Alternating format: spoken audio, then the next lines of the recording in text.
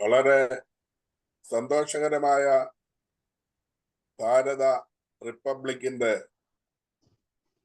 വളരെ സന്തോഷം നിറയുന്ന അനുസ്മരണ ദിനത്തിലാണ് നമ്മൾ. അതുകൊണ്ട് എല്ലാവർക്കും ഈ റിപ്പബ്ലിക് ദിനത്തിന്റെ മംഗളങ്ങൾ ആദ്യം തന്നെ നേരുകയാണ്, ആശംസിക്കുകയാണ്.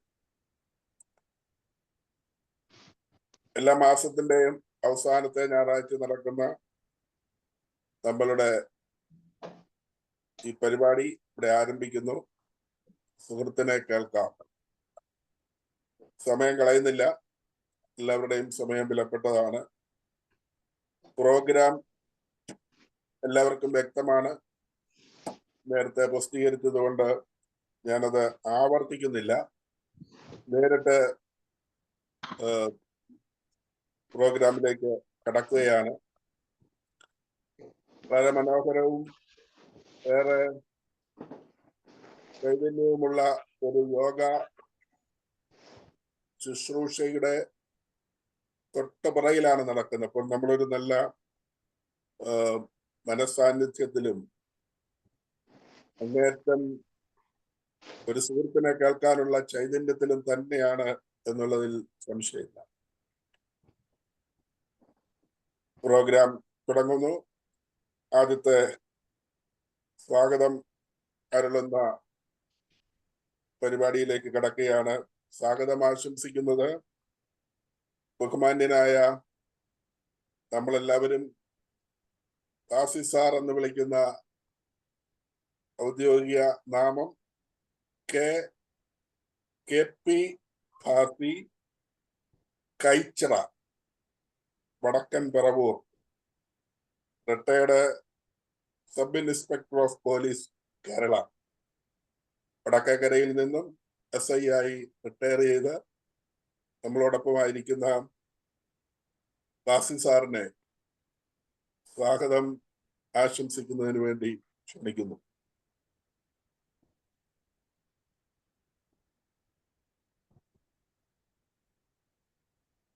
എല്ലാവർക്കും നമസ്കാരം. എനിക്ക് പരിചയമില്ലാത്തൊരു ഫീൽഡിലേക്ക് ജോർജ് സാർ എന്നെ കൊണ്ടുവന്നിരിക്കുകയാണ്. അതിലും ഞാൻ സംതൃപ്തനാണെന്ന് പറഞ്ഞാൽ പിൻനിരയിൽ നിന്നിരുന്ന നമ്മുടെ ഹമീദാജിയെ മുൻനിരയിലേക്ക് അറിയാതെ കൊണ്ടുവന്നതിൽ ഞാൻ ആദ്യമേ ജോർജ് സാറിന് നന്ദി പറയുന്നു. പുനർനവയുടെ പ്രതിമാസ പരിപാടിയായ സുഹൃത്തിനെ കേൾക്കാം എന്ന പരിപാടി അവതരിപ്പിക്കുന്നയാളെ സ്വാഗതം ചെയ്യണമെന്നാണ് എന്നെ അറിയിച്ചിരിക്കുന്നത്. ആരെയാണെന്നൊന്നും പറഞ്ഞിരുന്നില്ല. എങ്കിലും പുനർനവയിലുള്ള ഓരോരുത്തരും അവരവരുടേതായ വ്യത്യസ്ത കഴിവുകൾ ഉള്ളവരായതിനാൽ ആരായാലും ഏറെ സ്നേഹത്തോടെ സ്വാഗതം ചെയ്യാമെന്ന് തീരുമാനിച്ചു. ഇന്നലെ ശനിയാഴ്ച ഉച്ചയോടെയാണ് ജോർജ് സാർ ഹമീദാജിയുടെ പേര് വെളിപ്പെടുത്തി തരുന്നത്. പ്രത്യക്ഷത്തിൽ ഹമീദാജി എപ്പോഴും ഉച്ചത്തിൽ സംസാരിക്കുന്നയാൾ എന്നതാണ് നമുക്കറിയാവുന്നത്. ഹമീദാജിയെ പറ്റി പറയുകയാണെങ്കിൽ തിരുനെൽവേലിയിൽ നിന്നും എറണാകുളത്തേക്ക് വിവാഹം കഴിഞ്ഞു വന്ന് ഭർത്താവും മക്കളുമൊത്ത് സ്ഥിരതാമസമാക്കുകയും എയർടെല്ലിൻ്റെ കുണ്ടന്നൂർ ഓഫീസിൽ ജോലി ചെയ്യുന്നവരാണ്. ഒരു സാധാരണ സ്ത്രീയാണ് അറിയപ്പെടുന്നത്. എന്നാൽ ഹമീദാജിയെ അടുത്തറിയുമ്പോൾ ഒരു അസാധാരണ വ്യക്തിത്വത്തിനുടമയാണെന്ന് നമുക്ക് മനസ്സിലാകും. നമുക്ക് എന്തെങ്കിലും ഒരു കാര്യം നടത്താനുള്ള ഒരു സംശയം ചോദിക്കുകയാണെങ്കിൽ അതിന് ഒരു മടിയുമില്ല, നമ്മുടെ മുന്നിലിരുന്ന് തന്നെ ആരെയൊക്കെയോ ഫോണിൽ വിളിച്ച് സംസാരിച്ച് നമ്മളുടെ കാര്യത്തിന് അപ്പോഴേ ഒരു തീരുമാനത്തിലെത്തി എന്താണ് അതിന് ചെയ്യേണ്ടതെന്ന് നമ്മളോട് പറയുകയും ചെയ്ത് നമ്മുടെ വിഷയം സോൾവ് ആക്കി തരും. നമ്മുടെ വ്യക്തിപരമായ കാര്യങ്ങളായാൽ പോലും തൻ്റെ സ്വന്തം കാര്യം എന്ന നിലയിൽ കാണാൻ ശ്രമിക്കുന്ന ഹമീദാജിയെ പുനർനവയുടെ പേരിലും എൻ്റെ സ്വന്തം പേരിലും ഈ പരിപാടിയിലേക്ക് ഏറെ സന്തോഷത്തോടെ നിറഞ്ഞ മനസ്സോടെ സ്വാഗതം ചെയ്തുകൊള്ളുന്നു. Hameedaji, please come. Thank you sir, thank you. ഒരു ഹൃദയമായ ഒരു എന്നെ കുറിച്ച് ഒരു ധാരണ തന്നതിന് വലിയ നന്ദിയുണ്ട്. എല്ലാ പുനർനവ കൂട്ടുകാർക്കും ഞാൻ നന്ദി അറിയിക്കണം. ഒന്നാമത് ഇങ്ങനെ ഒരു അവസരം എനിക്ക് തന്നതിന്. ഈ ഞാൻ ഇങ്ങനെ പറയുന്ന വ്യക്തി, എൻ്റെ ഫുൾ നെയിം ഹമീദ ബാനു. ഞാൻ ജനിച്ചത് തിരുനെൽവേലി അല്ല, തൂത്തുക്കുടി മാവട്ടം എന്ന് പറയും. തൂത്തുക്കുടി മാവട്ടം തിരുച്ചെന്തൂർ, മുരുകന്റെ അറുപടെ വീടുള്ള തിരുച്ചെന്തൂരുടെ അടുത്ത് ഉടൻകുടി എന്ന് പറഞ്ഞ ഒരു ചെറിയ ഗ്രാമമാണ്, ഒരു കുഗ്രാമം. അവിടത്തെ ആ ഗ്രാമത്തിനെ കുറിച്ച് ഞാൻ എപ്പോഴും ഓർക്കുമ്പോൾ എന്റെ മനസ്സിൽ വരുന്ന ഒരു സാധനം, നല്ല പഞ്ചസാര പോലെയുള്ള മണല്, ഒരു തരി വൃത്തിയുടെ ഒന്നും ഇല്ലാതെ എപ്പോ കണ്ണടച്ചാലും കാണാൻ പറ്റുന്ന ഒരു വെളുത്ത പഞ്ചസാര ഉള്ള കടൽ മണ്ണും, നല്ല ഒരു കുറേ പനമരങ്ങളും ഉള്ള ഒരു സൗന്ദര്യമായ ഉള്ള ഒരു നാടാണ് എന്റെ നാട്. ഞാൻ ഒന്നാമത് എന്റെ ഈ കുടുംബത്തിനെ ഞാൻ അഭിസംബോധനം ചെയ്യാൻ ആഗ്രഹിക്കുന്നത് ഗുഡ് മോർണിംഗ് ഫ്രണ്ട്സ് എന്ന് പറഞ്ഞിട്ടാണ്. എന്തിനാന്ന് വെച്ചാൽ ഈ ഫ്രണ്ട്സ് എന്ന് പറയുമ്പോൾ നമുക്ക് അതിനൊരു ജെൻഡർ ഇല്ല, അതിനൊരു ജാതി ഇല്ല, ഒരു മതമില്ല, പിന്നെ ഒരു പ്രായമില്ല, ഒരു വ്യത്യാസവും ഇല്ലാണ്ട് പരസ്പരം നമുക്ക് ഇടപഴകാൻ പറ്റുന്ന ഒരു മേഖലയാണ് ഫ്രണ്ട്സ് എന്ന് പറയുന്നത്. ഇപ്പൊ നമ്മൾ ഫാമിലി എന്ന് പറയുമ്പോൾ ഫാമിലിക്കകത്ത് നമുക്ക് ചില പരിമിതികൾ ഉണ്ടാകും, എല്ലാവരോടും എല്ലാം നമ്മൾ പറയില്ല, ചില കാര്യങ്ങൾ മറച്ചു പിടിക്കും അങ്ങനെ. പക്ഷെ ഫ്രണ്ട്സ് എന്ന് പറയുമ്പോൾ അങ്ങനെയല്ല, നമ്മളെ കുറിച്ച് എന്തും ഏതും പറയാൻ പറ്റുന്ന ഒരു സ്റ്റേജാണ്. അതുകൊണ്ട് ഇവിടെ ഉള്ള എല്ലാവരെയും ഞാൻ എന്റെ ഫ്രണ്ട്സ് ആയിട്ട് ഞാൻ അഭിസംബോധന ചെയ്തിരുന്നു. നമസ്കാരം എന്റെ കൂട്ടുകാരെ. പിന്നെ ഞാൻ ഇപ്പൊ എന്നെ ജോസി സാർ വിളിച്ചിട്ട് എന്നോട് പറഞ്ഞത്, നിങ്ങൾ എന്തെങ്കിലും ഒരു ടോപ്പിക്കിനെ കുറിച്ച് സംസാരിക്കണം എന്ന് പറഞ്ഞപ്പോ ഞാൻ ബ്ലാങ്ക് ആയിരുന്നു. എനിക്ക് എന്തിനെ കുറിച്ച് സംസാരിക്കാൻ പറഞ്ഞാൽ ഞാൻ കുറെ സംസാരിക്കും. എന്തിനെ കുറിച്ച് പറഞ്ഞാൽ എനിക്കൊരു ഐഡിയ അല്ല. അപ്പോഴാണ് ജോസി സാർ ഒരു ഇത് ഇട്ട് കൊടുത്തത്, ഒരു തീപ്പൊരി ഇട്ട് കൊടുത്തത്, ജീവിതം നിങ്ങളെ എന്ത് പഠിപ്പിച്ചു എന്ന് നിങ്ങൾ പറ എന്ന്. അപ്പൊ ഞാൻ റെഡിയാ. എനിക്ക് എന്താന്ന് വെച്ചാൽ ഞാൻ എന്റെ ലൈഫ്, എനിക്കിപ്പോ 45-ാമത്തെ വയസ്സായി. എന്റെ ലൈഫിനെ ഞാൻ 4 ഘട്ടങ്ങളായിട്ട്, ഇപ്പൊ 4-ാമത്തെ ഘട്ടം ഞാൻ വിചാരിക്കും, 10 വർഷങ്ങളായിട്ട് ഞാൻ 4 ഘട്ടമായിട്ട് എന്റെ ജീവിതത്തെ ഞാൻ പിരിച്ചു നോക്കണം, പകുത്തു വെക്കണം. ഓരോരോ ഘട്ടത്തിലൊന്നും ഞാൻ എന്ത് പഠിച്ചു വന്നു എന്ന് ഞാൻ പറയാനാണ് ഉദ്ദേശിക്കുന്നത്. ആദ്യ 10 എന്ന് പറയുമ്പോൾ നമ്മുടെ ജനന സമയം. ഞാൻ പറഞ്ഞു എന്റെ നാട് ഒരു സൗന്ദര്യം, നല്ല ഒരു നാട്. പക്ഷെ ഞാൻ ഓർക്കുന്നില്ല ആ നാട്ടിൽ ഞാൻ പോയി താമസിച്ചൊന്നും ഇല്ല.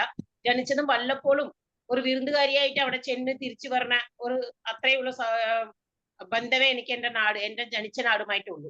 എന്റെ അമ്മ രണ്ടുപേരും തമിഴ്നാട്ടിലെ തെക്കേ അറ്റത്ത് ജീവിക്കുന്ന രണ്ട് സാധാരണപ്പെട്ട 2 മനുഷ്യന്മാരാണ്. പക്ഷെ എന്റെ ലൈഫിൽ ഒരുപാട് കാര്യങ്ങൾ പഠിപ്പിച്ചു തന്ന് നമ്മളെ ജീവിതത്തിലോട്ട് കൈപിടിച്ച് കയറ്റി തന്ന എന്റെ മാതാപിതാക്കളെ ഈ സമയത്ത് ഞാൻ സ്മരിക്കുന്നു. എന്റെ അച്ഛൻ മരിച്ചു, പേര് ദിവാൻ മൈദീൻ എന്നാണ്. പണ്ടത്തെ പോളിടെക്നിക് പഠിച്ച ഒരു മനുഷ്യൻ. തിരുനെൽവേലി മാവട്ടത്തില് താളയുത്തു എന്ന് പറഞ്ഞ് ശങ്കർ സിമെന്റ് എല്ലാവരും കേട്ടിട്ടുണ്ടാകും. ആ സിമെന്റ് ഉത്പത്തി ചെയ്യുന്ന നാട്ടിലെ ആണ് എന്റെ അച്ഛന്റെ നാട്. അമ്മയുടെ നാട് പറഞ്ഞതുപോലെ തിരുച്ചെന്തൂരുടെ അടുത്ത് ഉടൻകുടിங்கிற നാടാണ്. ഇവര് ജീവിതത്തിന്റെ മുന്നോട്ട് വേണ്ടിയിട്ട് മധുരയിലോട്ട് താമസം മാറ്റി. മധുര എന്ന് പറയുന്ന സ്ഥലം എല്ലാവർക്കും അറിയാം. മധുര മീനാക്ഷി അമ്മന്റെ അമ്പലം മിക്കവരും ഇവിടെ നിന്ന് പോയിട്ടുണ്ടാവും. അവിടുത്തെ ഭംഗി നമ്മൾ കണ്ടാൽ മാത്രം മനസ്സിലാക്കാൻ പറ്റുള്ളൂ, നമ്മൾ അതിനെ പറഞ്ഞ് മനസ്സിലാക്കി കൊടുക്കാൻ പറ്റാത്ത ഒരു അത്ഭുതമായിട്ടുള്ള ഒരു നാടാണ് മധുര. ആ മധുരയിലാണ് എന്റെ പഠനകാലം മൊത്തവും അവിടെയായിരുന്നു. അവിടെ ഞാൻ കണ്ട ലൈഫ്, എങ്ങളുടെ വീട് എന്ന് പറയുന്നത് ഒരു ക്വാർട്ടേഴ്സ്, ഗവൺമെന്റ് ക്വാർട്ടേഴ്സിന്റെ ഉള്ളിലോട്ട് കയറുന്ന സ്ഥലം. ഞങ്ങളുടെ വീട്ടിൽ മുൻപിൽ കൂടിയാണ് ആ ക്വാർട്ടേഴ്സിലോട്ട് ചെല്ലേണ്ടത്. ആ ക്വാർട്ടേഴ്സിൽ അവിടെ 10-28 വീടുകളുണ്ട്. ഒരു ഇടവഴിയിൽ കയറുമ്പോൾ ആദ്യം ഒരു 5 വീടുകൾ, അത് കഴിയുമ്പോൾ ഒരു 10-28 വീടുകൾ. ഈ എല്ലാ മനുഷ്യരും പോകുന്നതും വരുന്നതുമുള്ള അത് അവിടെ കണ്ട് എന്റെ വൈകിട്ടുള്ള, നമ്മുടെ ചെറുപ്പം തൊട്ടേ എന്റെ വൈകിട്ടുള്ള ഒരു ഇത്, ആ വാതുക്കളിൽ പോയി ഇരിക്കുക, അതിലെ പോകുന്നവർ പറഞ്ഞവർ സംസാരിക്കുമ്പോൾ അവർക്ക് ആൻസർ, അവർ ചോദ്യങ്ങൾക്ക് ഉത്തരം പറയുക, ഇതായിരുന്നു എന്റെ പ്രധാനപ്പെട്ട വിനോദം ആ ചെറുപ്പകാലത്ത്. അതുകൊണ്ടായിരിക്കും എല്ലാ മേഖലയുള്ള, എല്ലാ പ്രായതരമുള്ള, എല്ലാ ഇതിനുള്ള ആൾക്കാരുമായിട്ട് ഇടപഴകാനായിട്ട് നമുക്കൊരു ഇത് കിട്ടിയത് അവിടെ ഇരുന്നാണ്.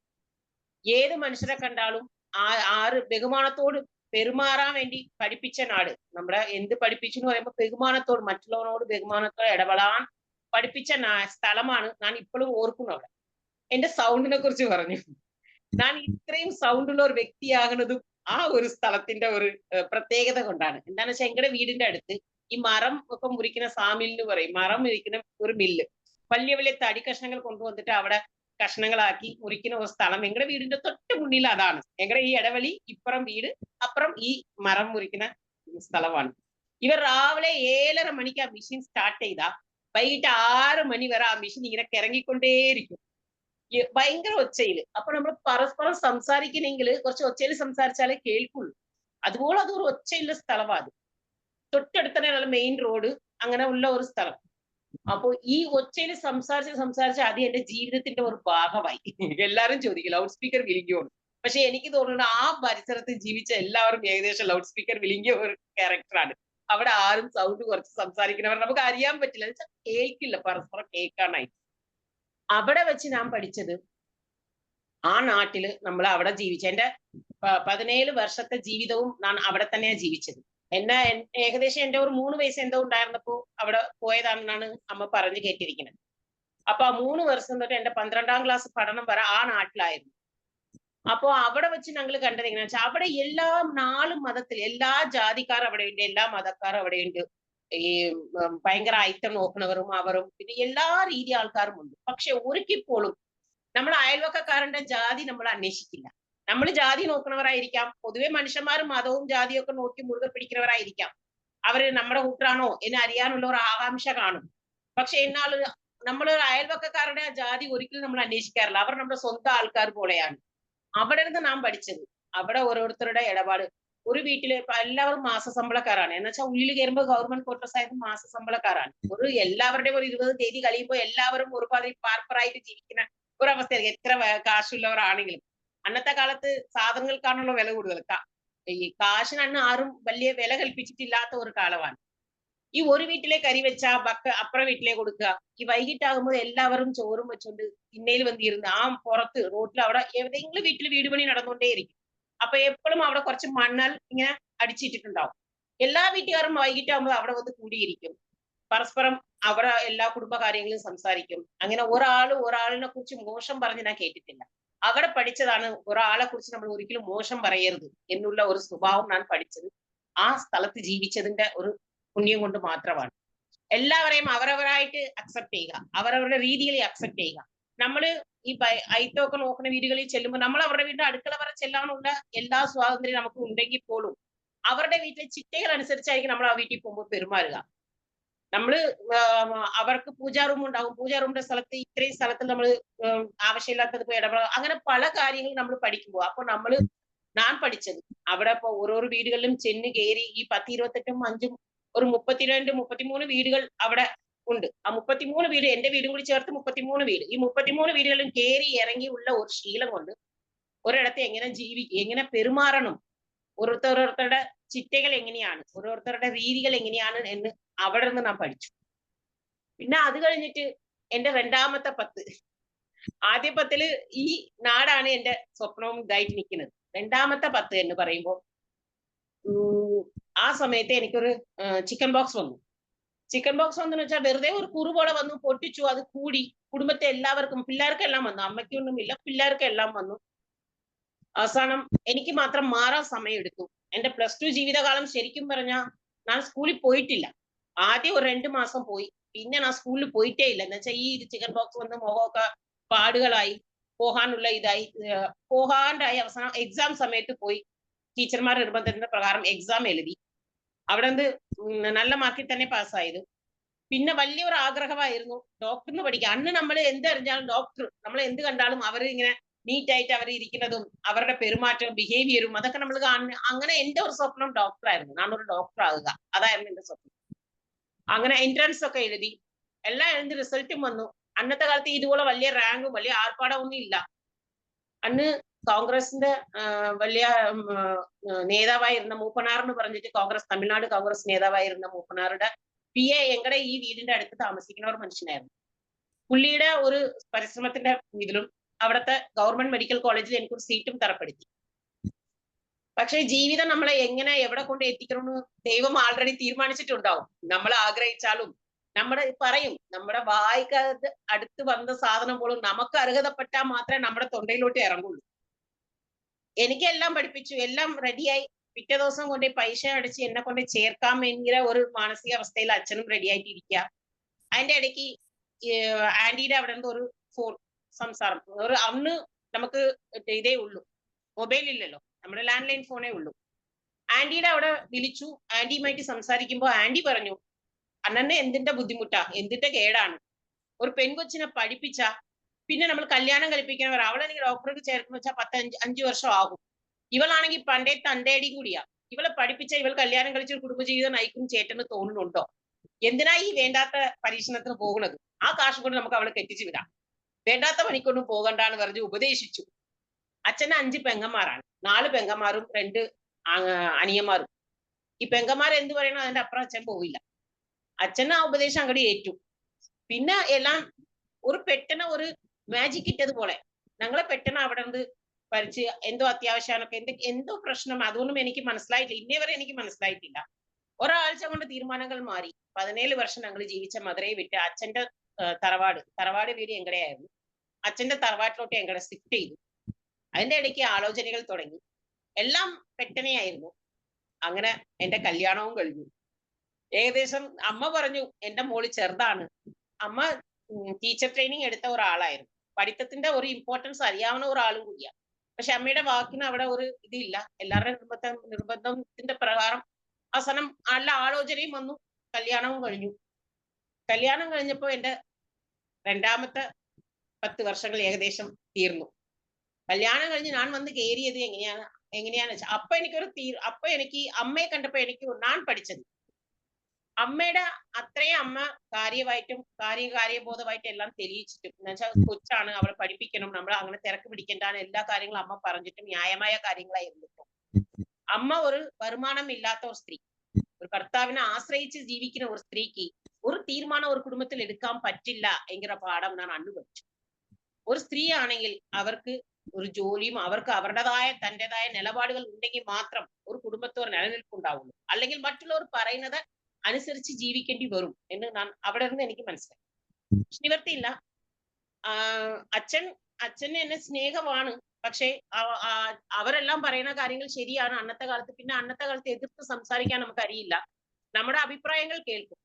നമ്മുടെ വീട്ടിൽ നമ്മളെ വളർത്തിയത് എങ്ങനെയാന്ന് വെച്ചാൽ എത്ര നമുക്കുള്ള ഇത് കൊടുത്താലും തീരുമാനം അവരെ എടുക്കുന്നതായിരിക്കും അവസാനത്തെ തീരുമാനം. അവസാനം കല്യാണം കഴിഞ്ഞ് ഇവിടെയും വന്നു. ഇവിടെ വന്നപ്പോ ഇവിടെ കുറെ കാരണവർമാരാണ്, എല്ലാം കാരണവർമാരാണ്. ആ കുടുംബത്തിൽ ഒരു അവസാനത്തെ മരുമോളെ പോലെ. എന്റെ ഭർത്താവ് കുടുംബത്തിലെ മൂത്ത മോനാണെങ്കിലും അവരുടെ ചേട്ടത്തി അനിയത്തിയുടെ മക്കളെല്ലാം ഒന്നിച്ച് വളർന്നത് കൊണ്ട് എന്റെ കുടുംബത്തിലെ അവസാനത്തെ മോനെ പോലെയാണ് ഭർത്താവിനെ അവർ ട്രീറ്റ് ചെയ്യുന്നത്. അപ്പൊ അവസാനത്തെ മരുമോളായിട്ട് ഞാൻ വന്ന് കയറി. ഇവിടെ വന്ന് നമ്മുടെ ജീവിതം അങ്ങനെ മുന്നോട്ട് പോകുമ്പോ 2 മക്കളായി. അപ്പോഴും എനിക്ക് മനസ്സിലായി ഒരു സ്വയം തീരുമാനം ഒരു പെണ്ണ് എടുക്കണമെങ്കിൽ അവളുടേതായ ഒരു തുച്ഛമായ വരുമാനം അവർക്ക് വേണം. പക്ഷെ അതിനുള്ള അനുവാദം ഒന്നും ഇല്ലാത്ത മറ്റുള്ളവരുടെ എന്ത് കാര്യം ചെയ്യണമെങ്കിലും ഒരു അനുവാദം ചോദിച്ച് ചെയ്യേണ്ട ഒരു സാഹചര്യത്തിലായിരുന്നു ലൈഫ്. അങ്ങനെ ഞാൻ എന്റെ 2ാമത്തെ 10 കംപ്ലീറ്റ് ചെയ്ത് എന്റെ 3ാമത്തെ 10 വന്നു. അതിന്റെ ഇടയ്ക്ക് എന്റെ അമ്മായിയമ്മ സുഖമില്ലാണ്ടായി. അവരെ ഹോസ്പിറ്റലിൽ അഡ്മിറ്റ് ചെയ്തു, ഓപ്പറേഷൻ ചെയ്തു. അങ്ങനെ കുറെ കാര്യങ്ങൾ ലൈഫ് ഇങ്ങനെ പർവവും സിസ്റ്ററും ഇങ്ങനെ കഴിഞ്ഞ് ഞങ്ങൾ ഒരു സ്റ്റേജിൽ എത്തി 2 മക്കളുമായി. അതിന്റെ ഇടയ്ക്ക് എന്റെ 33ാമത്തെ വയസ്സായപ്പോ എന്റെ ഒരു അസുഖം ബാധിച്ച്, പ്രായത്തിന്റെ അസുഖം ബാധിച്ച് അമ്മായി മരിച്ചു. ഹസ്ബൻഡിന്റെ അമ്മ മരിച്ചു. ഇതിന്റെ ഇടയ്ക്ക് ചേട്ടൻ, ഞങ്ങൾ ഫാമിലി ഇവിടെ ജോയിന്റ് ഫാമിലി ആയിരുന്നു. ചേട്ടൻ എല്ലാവരും നാട്ടിലോട്ട് പോയി. പിന്നെ ഞങ്ങൾ ഒറ്റയ്ക്കായി. ഈ ഒറ്റയ്ക്കായപ്പോഴാണ് നമുക്ക് എന്തെങ്കിലും ചെയ്യണമെങ്കിൽ ഒരു തോന്നൽ വന്നിട്ട് ഞാൻ പറഞ്ഞു ഞാൻ ഒരു ജോലിക്ക് പോട്ടെ. എന്റെ ഭർത്താവിനോട് ചോദിച്ചു. എന്റെ ഭർത്താവ് എന്നോട് പറഞ്ഞത് വെറും +2 കാരിയായി നിനക്ക് ഇവിടെ എന്ത് ജോലി കിട്ടാനാണ്? ഇവിടെ അടുക്കള പണിക്ക് പോണെങ്കിലും ഡിഗ്രി വേണം. നിനക്ക് വെറും +2 അല്ലേ ഉള്ളൂ. നീ അവിടെ എവിടെയെങ്കിലും എന്തെങ്കിലും പണിയെടുത്ത് അവിടെ വീട്ടിൽ ഇരിക്കാൻ നോക്കും എന്നും പറഞ്ഞു. അങ്ങനെ ഒരു വാശിപ്പുറത്ത് ഒരു +2 കാരിക്ക് വെറും അടുക്കള പണിയെ ചെയ്യാൻ പറ്റുള്ളൂ എന്ന് പറഞ്ഞപ്പോ അത് എന്റെ സെൽഫ് റെസ്പെക്റ്റിനെ ചോദ്യം ചെയ്ത പോലെ എനിക്കൊരു തോന്നൽ. അപ്പൊ എനിക്ക് എന്താ ഒരു കഴിവും ഇല്ലേ എനിക്കൊരു ഫീലിംഗ് വന്നു. അങ്ങനെ ഞാൻ ഒരു വാശിപ്പുറത്ത് ഒരു ജോലി അന്വേഷിച്ചു. പേപ്പറിൽ കണ്ട ഒരു കട്ടിങ് കൊണ്ട് മലയാളം വായിക്കാൻ മാത്രം അറിയും, സംസാരിക്കാൻ ഇതിനേക്കാൾ ഒരു 10-22 വർഷം മുന്നേ പോയി അവിടെ പോയി ഇന്റർവ്യൂ അറ്റൻഡ് ചെയ്തു. എന്തോ നല്ല സമയം കൊണ്ടോ അല്ലെങ്കിൽ എന്തോ ദൈവത്തിന്റെ പരീക്ഷണം കൊണ്ടോ അല്ലെങ്കിൽ ദൈവത്തിന്റെ ഒരു കരുണ കൊണ്ടോ എനിക്കൊരു ജോലി കിട്ടി. അന്ന് എനിക്ക് മനസ്സിലായത് നമ്മൾ ഒരിടത്ത് ഇരുന്ന് കഴിഞ്ഞാൽ ഒന്നും നമ്മുടെ കയ്യിൽ കൊണ്ടുവന്ന് തരത്തില്ല ആരും. നമുക്ക് എന്തെങ്കിലും വേണമെന്ന് നമുക്ക് തോന്നിക്കഴിഞ്ഞാൽ നമ്മൾ ഇറങ്ങിത്തിരിക്കുക. ഞാൻ എന്തെങ്കിലും ചെയ്യണം എന്ന് തോന്നിക്കഴിഞ്ഞാൽ അന്ന് എന്റെ വീട്ടിൽ നിന്ന് ഭർത്താവിന്റെ അനുവാദം വാങ്ങിക്കാണ്ടാണ് പോയത്. ഇവിടെ നിന്ന് പാലാരിവട്ടം സ്ഥലം എവിടെയാണെന്ന് പോലും എനിക്കറിയത്തില്ല. എവിടെയെങ്കിലും പുറത്തു പോകണമെങ്കിലും ഭർത്താവ് വണ്ടി സ്റ്റാർട്ട് ചെയ്യും, ഞാൻ വണ്ടിയുടെ പുറകെ പോയി കയറിയിരിക്കും. ഇന്നും അങ്ങനെയൊക്കെ തന്നെയാണ്. എവിടെയെങ്കിലും പോണോ വണ്ടി സ്റ്റാർട്ട് ചെയ്യും, വണ്ടിയുടെ പുറകെ കയറിയിരിക്കും, ലക്ഷ്യസ്ഥാനത്ത് പോകും, ആവശ്യങ്ങൾ കഴിയും, അല്ലെങ്കിൽ എവിടെയെങ്കിലും പോകണമെങ്കിൽ പോകും, തിരിച്ചു വരും. അതായിരുന്നു ലൈഫ്. ഞാൻ സ്വന്തം തീരുമാനത്തിന് ഒരു പേപ്പർ കട്ടിങ്ങും കയ്യിലെടുത്ത് പാലാരിവട്ടംകര സ്ഥലം അന്വേഷിച്ചു പോയി. അവിടെ പോയി ഇന്റർവ്യൂ അറ്റൻഡ് ചെയ്ത് ഒരു ജോലിയും മേടിച്ചുകൊണ്ട് വന്നു. അതെന്റെ കഴിവായിട്ട് ഞാൻ പറയുന്നില്ല. ആ ധൈര്യം അവിടെ അന്ന് ഞാൻ എടുത്തു വെച്ച ആ മുന്നോട്ട് വെച്ച കാല് ദൈവം എന്നെ പിന്നെ അങ്ങോട്ട് എന്നെ കൈ പിടിച്ച് അങ്ങോട്ട് മുന്നോട്ട് കൊണ്ടുവന്നു. അങ്ങനെ എന്റെ 34-ാമത്തെ വയസ്സിൽ എന്റെ ആദ്യത്തെ ജോലി കിട്ടി, ആദ്യത്തെ ശമ്പളം കയ്യിൽ കിട്ടി. പക്ഷെ ഞാൻ അതിന് എന്റെ സമ്പത്ത് എന്റെ കയ്യിൽ കിട്ടിയ ഒരു നിസ്സാര വരുമാനം ഞാൻ കൈകാര്യം ചെയ്യണമെങ്കിற ബുദ്ധി തന്നെ എനിക്കില്ല. എന്ന് വെച്ചാൽ എല്ലാ കാര്യവും നോക്കി നടത്തുന്ന ഭർത്താവാണ്. എല്ലാ കാര്യവും ഞാൻ അവിടെ തന്നെ ഏൽപ്പിക്കും. വരുന്ന സാലറി അക്കൗണ്ടിൽ വരും. ATM കാർഡ് വെച്ച് പുള്ളി എടുത്ത് പുള്ളി വീടുകൾ അനാവശ്യമായിട്ട് പുള്ളിയുടെ ആവശ്യങ്ങൾക്ക് അത് എടുക്കില്ല, നമ്മുടെ വീട് ആവശ്യങ്ങൾക്ക് തന്നെയായിരിക്കും. പിന്നീട് ഞങ്ങളുടെ പുള്ളിയുടെ വരുമാനവും കുറച്ച് കുറഞ്ഞു. പിള്ളേർ പഠിത്തത്തിലോട്ടായി. ഉള്ളതിൽ നല്ല ബെസ്റ്റ് സ്കൂൾ വേണമെന്ന് നിർബന്ധം ഉണ്ടായിരുന്നു. എന്നാ വെച്ചാൽ പിള്ളേർ വളർന്നത് നല്ല ബെസ്റ്റ് വിദ്യാഭ്യാസം കിട്ടിയാൽ മാത്രമേ നന്നായിട്ട് വളരുന്ന ഒരു മാനസികാവസ്ഥയിലായിരുന്നതുകൊണ്ട് നിർബന്ധം പിടിച്ച് ഉള്ളതിൽ ബെസ്റ്റ് സ്കൂൾ നോക്കി പിള്ളേരെ ചേർത്തു. അപ്പൊ അതിൻ്റെതായ ചെലവുകൾ കൂടി വന്നു. പിന്നെ നാട്ടിലെ ഉള്ള ചേട്ടൻ നാട്ടിലാണെങ്കിലും അവർക്ക് ചെലവിന് അയച്ചു കൊടുക്കണം. അങ്ങനെ വന്നപ്പോ നമ്മുടെ വരുമാനം തികയാണ്ടായപ്പോ എന്റെ വരുമാനം കൂടി കുടുംബത്തിന് ഒരു താങ്കായി തുടങ്ങി. അങ്ങനെ അവിടെ ഒരു വർഷം ജോലി ചെയ്ത് കഴിഞ്ഞപ്പോ അവിടെ ഇങ്ങനെ നമ്മൾ പോയി, ഞാൻ ഒരു കാഷ്യർ ആയിട്ട് ആദ്യം ജോലിക്ക് കയറിയത്, ഒരു സൂപ്പർ മാർക്കറ്റിൽ കാഷ്യർ. അവിടെ നിന്നപ്പോ അവിടെ ഉണ്ടായിരുന്ന ഒരു സൂപ്പർവൈസറുമായിട്ട് ഒത്തുപോകാൻ പറ്റിയില്ല. ഒരു ചെറിയ ഈഗോ ക്ലാഷ്. അങ്ങേരുടെ പെരുമാറ്റം എന്റെ സെൽഫ് റെസ്പെക്റ്റിനെ ബാധിക്കുന്നു. എന്നെ ആവശ്യമില്ലാതെ എന്നെ ഹറാസ് ചെയ്യുന്ന പോലെ തോന്നിയപ്പോ ഞാൻ പ്രതികരിച്ചു. പിന്നെ അതൊരു ഇൻഡിവിജ്വൽ രണ്ടുപേരും തമ്മിൽ ഒരു സന്തോഷമല്ലാത്ത രീതിക്ക് കൊണ്ടുപോയപ്പോ ഞാൻ അവിടെ നിന്ന് റിസൈൻ ചെയ്തപ്പോ ഞാൻ നേരെ ഇതേപോലെ പാലാരിവട്ടം മെയിൻ ഓഫീസിൽ പോയി റിസൈൻ ലെറ്റർ കൊടുത്തു. അവർ എന്താ കാരണം ഇത്രയും നല്ല വെച്ചാൽ ആ സമയത്ത് എനിക്ക് പ്രൊമോഷൻ ഒക്കെ വന്ന് ഒരു ഹെഡ് കാഷ്യർ ആയിട്ടുള്ള ലെവലിലോട്ട് പ്രൊമോഷൻ വന്ന് നിൽക്കുന്ന സമയമാണ്. അവർ ചോദിച്ചു എന്തുകൊണ്ട് നിങ്ങൾ ഈ പ്രൊമോഷൻ കിട്ടിയിട്ട് നിൽക്കാണ്ട് ഇപ്പൊ പോകണേ, വേറെ ജോലി കിട്ടിയോ? നമുക്ക് വേറെ ജോലി ഒന്നും കിട്ടിയിട്ടല്ല പോണേ, എനിക്ക് ഇവിടെ നിൽക്കാൻ താല്പര്യമില്ല. അതിനു മുമ്പ് ഈ പ്രശ്നങ്ങൾ പരിഹരിക്കാൻ വേണ്ടി ഞാൻ പല സ്ഥലത്തും പല മേലധികാരികളുടെ അടുത്തും പോയപ്പോ ഒരു നല്ല ഒരു റെസ്പോണ്ട് കിട്ടിയില്ല. അപ്പോ അങ്ങനെ നമ്മുടെ കാര്യം കേൾക്കാൻ താല്പര്യം ഇല്ലാതെ അടുത്ത് നമ്മൾ നിൽക്കരുതെങ്കിൽ ഒരു തോന്നൽ മനസ്സിൽ വന്നു. ആ തോന്നലിന്റെ പ്രകാരം ഞാൻ എന്ത് ചെയ്തു, ആ ജോലി വേണ്ടാന്ന് വെച്ചു. ഹെഡ് ഓഫീസിൽ വിളിച്ചു സംസാരിച്ചപ്പോ കാര്യം പറഞ്ഞു. ഇന്ന റീസൺ കൊണ്ടാണ് ഞാൻ പോകുന്നതെന്ന് അവരോട് വെട്ടി തുറന്ന് കാര്യങ്ങൾ പറഞ്ഞു. പിന്നെ അവരെന്നെ കൺവിൻസ് ചെയ്യാൻ നോക്കി. ഞാൻ പറഞ്ഞു പറ്റത്തില്ല, ഇനി ആ പുള്ളിക്കാരൻ ജോലി ചെയ്യുന്ന സ്ഥാപനത്തിൽ ഞാൻ ജോലി ചെയ്യത്തില്ല എന്ന് പറഞ്ഞു. അപ്പൊ പറഞ്ഞു അവരൊരു ജോലിക്കാരൻ, നിങ്ങൾ അവർക്ക് ബോണ്ട് ഉള്ളത് കൊണ്ട് അവർ പറഞ്ഞു വിടാൻ പറ്റില്ല, നിങ്ങൾക്ക് വേറെ സ്ഥലം ഞങ്ങൾ മാറ്റിത്തരാം, ആ മാർക്കറ്റ് ഇതിൽ പോകണ്ട, നിങ്ങൾക്ക് വേറെ ഒരു ലൊക്കേഷൻ തരാം, നിങ്ങൾ അവിടെ മാറി പോവോ? ഞാൻ പറഞ്ഞു പറ്റില്ല, എന്തായാലും അവർ അവിടെ തന്നെയല്ലേ ഇരിക്കണം, അവർ സൂപ്പർവൈസർ പൊസിഷനിൽ ഇരിക്കുന്ന ആളാണ്. ഇവരെല്ലാവരും എനിക്കെന്തോ അങ്ങനെ അവിടെ നിൽക്കാൻ തോന്നിയില്ല. അവിടെ ഒരു ദീർഘമായ ഒരു തീരുമാനം എടുത്ത്, ഒരു ധൈര്യത്തിൽ ഒരു തീരുമാനം എടുത്ത് നന്നായിട്ട് പോയിക്കൊണ്ടിരുന്ന ഒരു വണ്ടി പെട്ടെന്ന് സ്റ്റക്കായതുപോലെ എന്റെ ജോലി ഉപേക്ഷിച്ച് ഞാൻ വീട്ടിൽ വന്നു. അപ്പൊ പെട്ടെന്ന് നമുക്ക് ജോലി, ഇപ്പൊ നമ്മുടെ ഒരു വരുമാനം വന്നുകൊണ്ടിരിക്കുന്ന വരുമാനം പെട്ടെന്ന് ഒരു ഇടത്ത് നിന്നുപോയാൽ അതിന്റെ അവസ്ഥ നമ്മൾ പ്രത്യേകിച്ച് പറയേണ്ട ആളോ. പക്ഷെ 2-3 ദിവസം കൊണ്ട് വേറൊരു പരിശ്രമം കൊണ്ട് ബാക്കിയുള്ളവരുടെ സഹായം കൊണ്ട് വേറൊരു ജോലി കിട്ടി. ആ സമയത്ത് ഞാൻ എടുത്ത ഒരു തീരുമാനം, എനിക്ക് അന്ന് ഞാൻ പഠിച്ച ഒരു പാഠം, നമുക്ക് ശരിയല്ല, നമ്മുടെ സെൽഫ് റെസ്പെക്റ്റിനെ ബാധിക്കണോ, നമുക്ക് അവിടെ നമ്മുടെ വോയിസിന് അവിടെ ഒരു ഇതില്ല എന്ന് തോന്നിക്കഴിഞ്ഞാൽ ആ നിമിഷം അവിടെ നിന്ന് ഇറങ്ങി പോവുക. അത് എത്ര വലിയതാണെങ്കിലും എത്ര കംഫോർട്ട് സോൺ ആണെങ്കിലും. അതുകൊണ്ട് നമുക്ക് എന്ത് നേടിയാലും അവിടെ നിന്ന് ഇറങ്ങി പോകണം. അത് പറയാനുള്ള ധൈര്യവും ഉണ്ടാവണം. അത് അങ്ങ് വേണ്ട എന്ന് വയ്ക്കാനുള്ള ധൈര്യവും ഒരു പെണ്ണിന് വേണം എന്ന് എനിക്ക് അന്ന് മനസ്സിലായി. അത് കഴിഞ്ഞ് ജീവിതം ഇങ്ങനെ മുന്നോട്ട് പോയിക്കൊണ്ടിരിക്കുമ്പോൾ അടുത്തത് മാറാനുള്ള ഒരു ജോലി ഓപ്ഷൻ, മാറാനുള്ള ഒരു ഓപ്ഷൻ വന്നപ്പോ അന്നും എന്നെ ചുറ്റിയുള്ള എപ്പോഴും എന്നോട് പോസിറ്റീവ് പറയുന്നതിനേക്കാൾ എന്റെ കൂടെ നെഗറ്റീവ് പറയുന്ന ആൾക്കാർ എപ്പോഴും കൂടുതലായിരുന്നു. അയ്യോ അത് ശരിയാകുമോ, അത് എങ്ങനെ ശരിയാകും, അതിന് പുതിയ ജോലിക്കൊക്കെ പോയാൽ അതൊക്കെ പഠിച്ചു വരുമ്പോ പാടല്ലേ, അങ്ങനെ പറയും. പിന്നെ ഞാൻ ഈ ഇന്റർവ്യൂസിന് ഇങ്ങനെ പുതിയ ഓഫേഴ്സ് നോക്കി പോകുമ്പോൾ ഞാൻ അവിടെ പോകുമ്പോൾ എന്നോട് ചോദിക്കുന്നത്, കമ്പ്യൂട്ടർ ഒന്നും അറിയാത്ത ഒരാളാണ്, ക്യാഷിൽ ബില്ലടിക്കാൻ ഇരുന്ന ആള്, രണ്ടാമത്തെ ജോലി കിട്ടിയത് കമ്പ്യൂട്ടറിൽ തന്നെ വർക്ക് ചെയ്യുന്ന ഒരു ജോലിയായിരുന്നു. അവരെന്നോട് ചോദിച്ചത് നിങ്ങൾക്ക് കമ്പ്യൂട്ടർ പഠിച്ചതിന്റെ തെളിവായിട്ട് വല്ല സർട്ടിഫിക്കറ്റ് ഉണ്ടോ എന്ന് ചോദിച്ചു. അപ്പോഴാണ് എനിക്ക് മനസ്സിലായത് ഞാൻ പഠിച്ചിട്ടില്ല കമ്പ്യൂട്ടറിന് വെറുതെ ഓൺ ഓഫ് ചെയ്യാറിഞ്ഞ് വെറുതെ അവർ പറഞ്ഞു കൊടുക്കുന്ന കാര്യം കേട്ടിട്ട് അതേ പ്രകാരം തിരിച്ച് ചെയ്യുന്ന ഒരാളായിരുന്നു. അങ്ങനെ അപ്പൊ ഞാൻ വിചാരിച്ചു എന്നെ ഒരു സർട്ടിഫിക്കറ്റ് എടുത്തേക്കാം എന്ന് വിചാരിച്ചു. അതിന്റെ ഇടയ്ക്ക് പഠിക്കാൻ തുടങ്ങി, പഠനകാലം തുടങ്ങി. പഠിക്കണമെന്ന് എന്റെ ഭർത്താവിനോട് പറഞ്ഞപ്പോ എന്റെ ഭർത്താവ് എന്നോട് പറഞ്ഞ ഒരു വാക്കുണ്ട്, എനിക്ക് എന്റെ മക്കളെ പഠിപ്പിക്കാനേ പറ്റുള്ളൂ, മറ്റുള്ളവരുടെ മക്കളെ പഠിപ്പിക്കാനുള്ള ശേഷി ഇപ്പൊ എനിക്ക് ഇല്ല. അത് കാരണം ഞാൻ ആദ്യം എന്റെ മക്കളെ പഠിപ്പിക്കട്ടെ, ഇങ്ങനെ കാലങ്ങൾ ഇങ്ങനെ പോട്ടെ എന്ന് പറഞ്ഞു. അപ്പൊ പിന്നെ പഠനത്തിന്റെ ആവശ്യം അവിടെ സ്റ്റോപ്പായി. അത് കഴിഞ്ഞ് ഞാൻ ഈ കമ്പ്യൂട്ടർ കോഴ്സ് ചേർന്നു. അത് ഈ ഗവൺമെന്റിന്റെ ഈ സ്കോളർഷിപ്പിൽ കിട്ടുന്ന കോഴ്സ് ചേറും. ഈ ലീവ് കിട്ടുന്ന സമയം എനിക്ക് 7 ദിവസം വർക്കിംഗ് ആണ്. ഇതിൽ സൺഡേ ലീവ് ഒന്നും കിട്ടില്ല. ഇട ദിവസങ്ങളിലെ വല്ലപ്പോഴും ലീവ് കിട്ടുള്ളൂ. ഈ ലീവ് കിട്ടുന്ന ദിവസം വൈകിട്ടൊക്കെ പോയി പഠിച്ച് ഒരു കമ്പ്യൂട്ടർ കോഴ്സ് പഠിച്ച് അതിന്റെ ഒരു സർട്ടിഫിക്കറ്റ് നേടിയെടുത്തു. അത് കഴിഞ്ഞിട്ട് അടുത്ത ഇന്റർവ്യൂവിന് പോയപ്പോ അവരെന്നോട് ചോദിച്ചത് നിങ്ങൾക്ക് ഡിഗ്രി ഉണ്ടോ എന്നും ചോദിച്ചു. ഞാൻ വെറും +2 കാരിയാണ്, എനിക്ക് ഡിഗ്രി ഇല്ല. അപ്പൊ ഞാൻ പറഞ്ഞു ഇല്ല, ഞാൻ പഠിച്ചിട്ടില്ല എന്ന് പറഞ്ഞപ്പോ ഈ പൊസിഷനിൽ ഒരു ഡിഗ്രി ഉള്ള ആളെ മാത്രം ഞങ്ങൾ എടുക്കുള്ളൂ എന്ന് പറഞ്ഞു. അന്ന് എനിക്ക് ഭയങ്കര വിഷമായിരുന്നു. അത് കഴിഞ്ഞപ്പോ ഞാൻ എന്നെ കൂടെ ഈ എപ്പോഴും ഓരോ പ്രാവശ്യം ജോലി ഞാൻ മാറുമ്പോൾ എനിക്ക് ജോലി കിട്ടുന്നത് എന്റെ കൂടെ ഞാൻ ഏതെങ്കിലും രീതിയിൽ എന്റെ കൂടെ വർക്ക് ചെയ്ത, ഞാൻ ഏതെങ്കിലും ഒരു ആവശ്യത്തിന് വേണ്ടി അവരെ റെഫർ ചെയ്ത ഓരോ ആൾക്കാരായിരിക്കും. എനിക്ക് അടുത്ത സ്റ്റെപ്പിലോട്ട് ഞാൻ കയറി വരുമ്പോൾ എന്നെ കൈപിടിച്ച് ഉയർത്തുന്നവരൊക്കെ ഞാൻ ഏതെങ്കിലും രീതിയിൽ എന്തെങ്കിലും ഒരു ചെറിയ ഒരു സഹായമോ അല്ലെങ്കിൽ ചെറിയ മാനസിക സപ്പോർട്ടോ അല്ലെങ്കിൽ എന്തെങ്കിലും ഒരു രീതിയിൽ ചെറിയ ഒരു ഇത് കൊടുത്തവർ പിന്നീട് അതിന്റെ നന്ദി സൂചകമായിട്ട് എന്നെ മുൻപിലോട്ട് കൈപിടിച്ച് കയറ്റി കൊണ്ടുവന്നിട്ടുണ്ട്.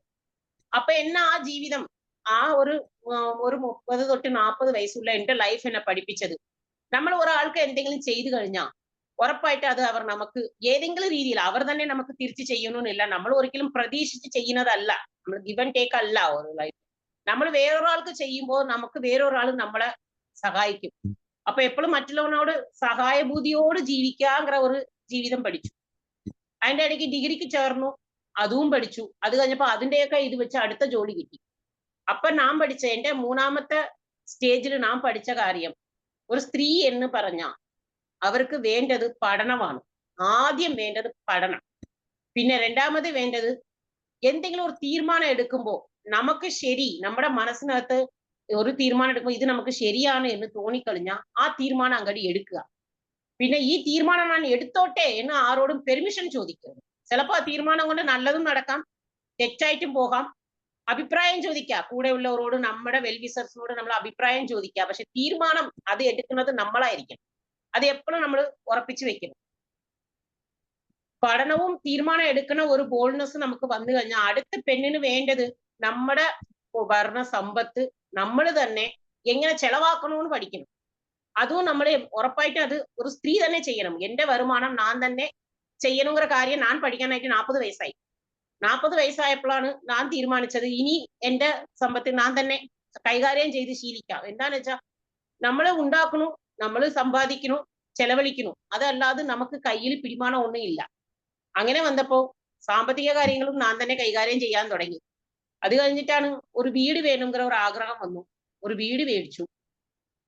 ആ വീട് മേടിച്ചപ്പോഴും ഒരു വലിയൊരു തീരുമാനമായിരുന്നു, ഉള്ള വരുമാനത്തിൽ എല്ലാ മാസം EMI അടയ്ക്കാൻ പറ്റുമോ? അങ്ങനെ പല പ്രശ്നങ്ങളും അതിനകത്ത് ഉണ്ടായിരുന്നു. അതുകൊണ്ട് തീരുമാനം എടുത്ത് ആ ഇത് സ്ട്രോങ് ആയിട്ട് അത് കൊണ്ടുവരാൻ കുറച്ച് സമയം പിടിച്ചു. അപ്പൊ അത് ഓരോ പ്രാവശ്യവും ആ ഡിസിഷൻ എടുക്കണമെങ്കിൽ ആ ഒരു തീരുമാനം എടുക്കാനുള്ള ഒരു കഴിവ് നമുക്ക് വേണം. എന്റെ ലൈഫിൽ ഇപ്പൊ ഈ 45ാമത്തെ വയസ്സിൽ നിൽക്കുമ്പോൾ ഞാൻ പഠിച്ച എന്റെ ലൈഫിന്റെ പാഠം, ഒരു കുടുംബത്തിൽ ഉണ്ടാവുന്ന കൊച്ചാണെങ്കിൽ അതിന് പഠനം ആദ്യം, വിദ്യാഭ്യാസം, അതിന് ആഗ്രഹിക്കുന്ന വിദ്യാഭ്യാസം നമ്മൾ കൊടുക്കുക.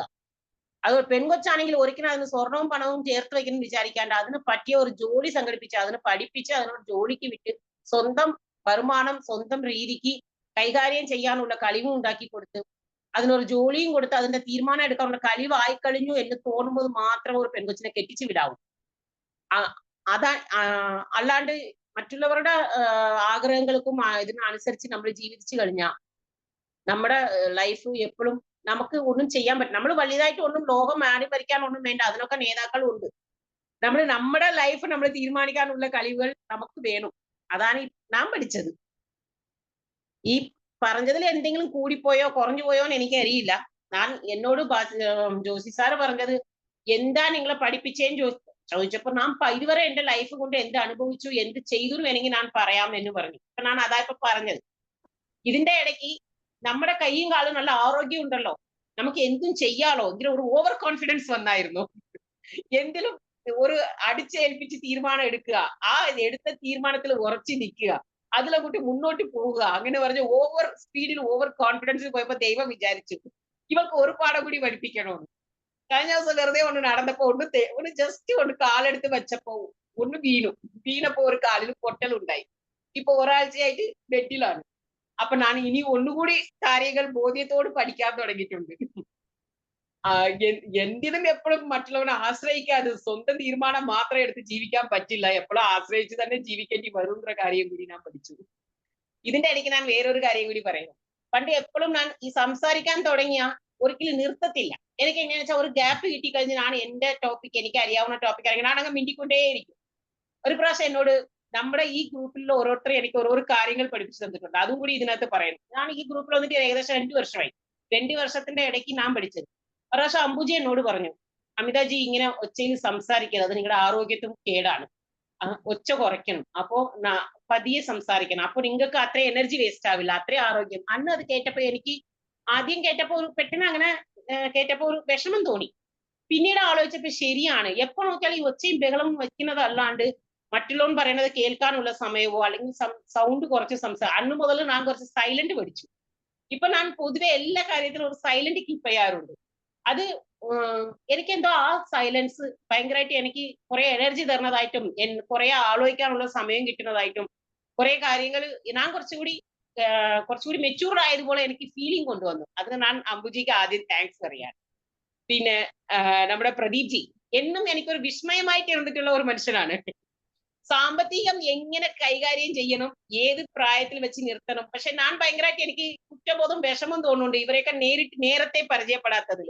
എനിക്ക് എന്തായാലും ഇനി അത് പ്ലാൻ ചെയ്ത് ഒന്നും ചെയ്യാൻ പറ്റുന്ന സാഹചര്യങ്ങൾ അല്ലായിരിക്കും. പക്ഷെ എന്തായാലും ചെയ്യും. ഇപ്പൊ പ്രദീപ് ജി ഒരു 40-45 വയസ്സിൽ എടുത്ത തീരുമാനം ആ ചിലപ്പോൾ 65 വയസ്സ് എനിക്ക് വേണ്ടി വരുമായിരിക്കും. എന്നാലും അതിന്റെ ഒരു കാര്യങ്ങൾ ഉൾക്കൊണ്ട് എന്തായാലും ഉറപ്പായിട്ടാണ് എന്റെ സാമ്പത്തിക കാര്യങ്ങൾ ഞാൻ തീരുമാനം എടുക്കും. എപ്പൊ ഞാൻ സ്റ്റോപ്പ് ചെയ്യണം, എപ്പൊ ഞാൻ ലൈഫ് ചെയ്യും. അത് കഴിഞ്ഞിട്ട് അടുത്ത് ഞാൻ പറയാൻ ആഗ്രഹിക്കുന്നത് രവിചേട്ടനും മറ്റേ ഗീ ചേച്ചിയും കുറിച്ചാണ്. അവരുടെ ലൈഫ് ഞാൻ കാണുമ്പോൾ ഞാൻ ആലോചിക്കാറുണ്ട്, നമ്മൾ സന്തോഷിക്കണം. നമ്മൾ ഈ വെറുതെ വന്നു ചോറും കറിയും വെച്ചു കുറെ പണിയെടുത്തു, ലൈഫ് ഇരുന്നു, ജീവിച്ചു തീർന്നു എന്ന് വിചാരിക്കാണ്ട് രണ്ടുപേരും ഭാര്യയും ഭർത്താവും പരസ്പരം അങ്ങോട്ടും ഇങ്ങോട്ടും വിട്ടുകൊടുത്തും അഡ്ജസ്റ്റ് ചെയ്തും ചില സമയത്ത് ഞാൻ കണ്ടിട്ടുണ്ട്. ഗീ ചേച്ചി ഇങ്ങനെ സംസാരിക്കുമ്പോൾ രവിചേട്ടൻ സൈലന്റ് ആയിട്ട് അതങ്ങ് അഡ്ജസ്റ്റ് ചെയ്ത് കൊടുക്കും. ആ ഒരു സ്വഭാവം എനിക്ക് എന്റെ ഭർത്താവിന്റെ അടുത്ത് കാണാറുണ്ട്. പക്ഷെ അത് നല്ലതാ. ഒരു പാർട്ട്ണർ കുറച്ച് ഇതായിട്ടിരിക്കുമ്പോൾ ഒരു പാർട്ട്ണർ അഡ്ജസ്റ്റ് ചെയ്ത് കൊടുക്കണം. അത് ഞാൻ ഇപ്പൊ എന്റെ ഭർത്താവിന്റെ അടുത്ത് ചില കാര്യങ്ങൾ ഞാൻ അത് കീപ്പ് ചെയ്യാൻ തുടങ്ങിയിട്ടുണ്ട്. ഒരു പ്രാവശ്യം അംബുജി ഈ ഒരു സ്റ്റോറി പറഞ്ഞായിരുന്നു ഭർത്താവിനോട് എങ്ങനെ പെരുമാറണമെന്ന്. ആ സ്റ്റോറി അത് കഴിഞ്ഞപ്പോഴും എന്റെ ലൈഫിൽ ഞാൻ കുറെ കാര്യങ്ങൾ മാറ്റം വരുത്തിയിട്ടുണ്ട്. പിന്നെ പറയാനുള്ളത് എന്റെ ഫിലോജിയെ കുറിച്ചാണ്. നമുക്ക് പ്രായം ഒരിക്കലും പ്രായം ആവത്തില്ല. ഇനി നമുക്ക് മുന്നോട്ട് പോകാനായിട്ട് കുറെ കാര്യങ്ങളുണ്ട് എന്ന് പഠിപ്പിച്ചു. ഈ പഠനത്തിന്റെ ഇത്രയും കാലം കൊണ്ട് നാം പഠിച്ച കാര്യം കൊണ്ട് ഇനിയുള്ള ഇനിയിപ്പോ നമ്മൾ പറയുന്ന പോലെ 40 പണ്ടൊക്കെ 60 വയസ്സിന് ശേഷം കിട്ടുന്ന കാലങ്ങളൊക്കെ ഗ്രേസ് പീരീഡ് ആണ്, ദൈവത്തിന്റെ കൃപയായിട്ട് വിചാരിക്കാം. പക്ഷെ ഇന്നത്തെ കാലത്ത് 40 വയസ്സായാൽ തന്നെ പിന്നെ കിട്ടുന്ന ഓരോ വർഷവും ദൈവം നമുക്ക് അനുവദിച്ച് തരുന്ന ഓരോ ഗിഫ്റ്റുകളാണ്. ഇനി എത്ര വർഷം നമുക്ക് ഗിഫ്റ്റ് കിട്ടുമെന്ന് അറിയില്ല. എന്നാലും ഈ കിട്ടാൻ പോകുന്ന വർഷങ്ങളെ മുൻകൂർ തീരുമാനിച്ച് എല്ലാ കാര്യങ്ങളും എന്ത് പറയണം, പ്ലാൻ ചെയ്ത് കാര്യങ്ങൾ മുന്നോട്ട് കൊണ്ടുപോകണം എന്നാണ് ഞാൻ എന്റെ ജീവിതത്തിൽ ഇതുവരെ ഞാൻ പഠിച്ച കാര്യം.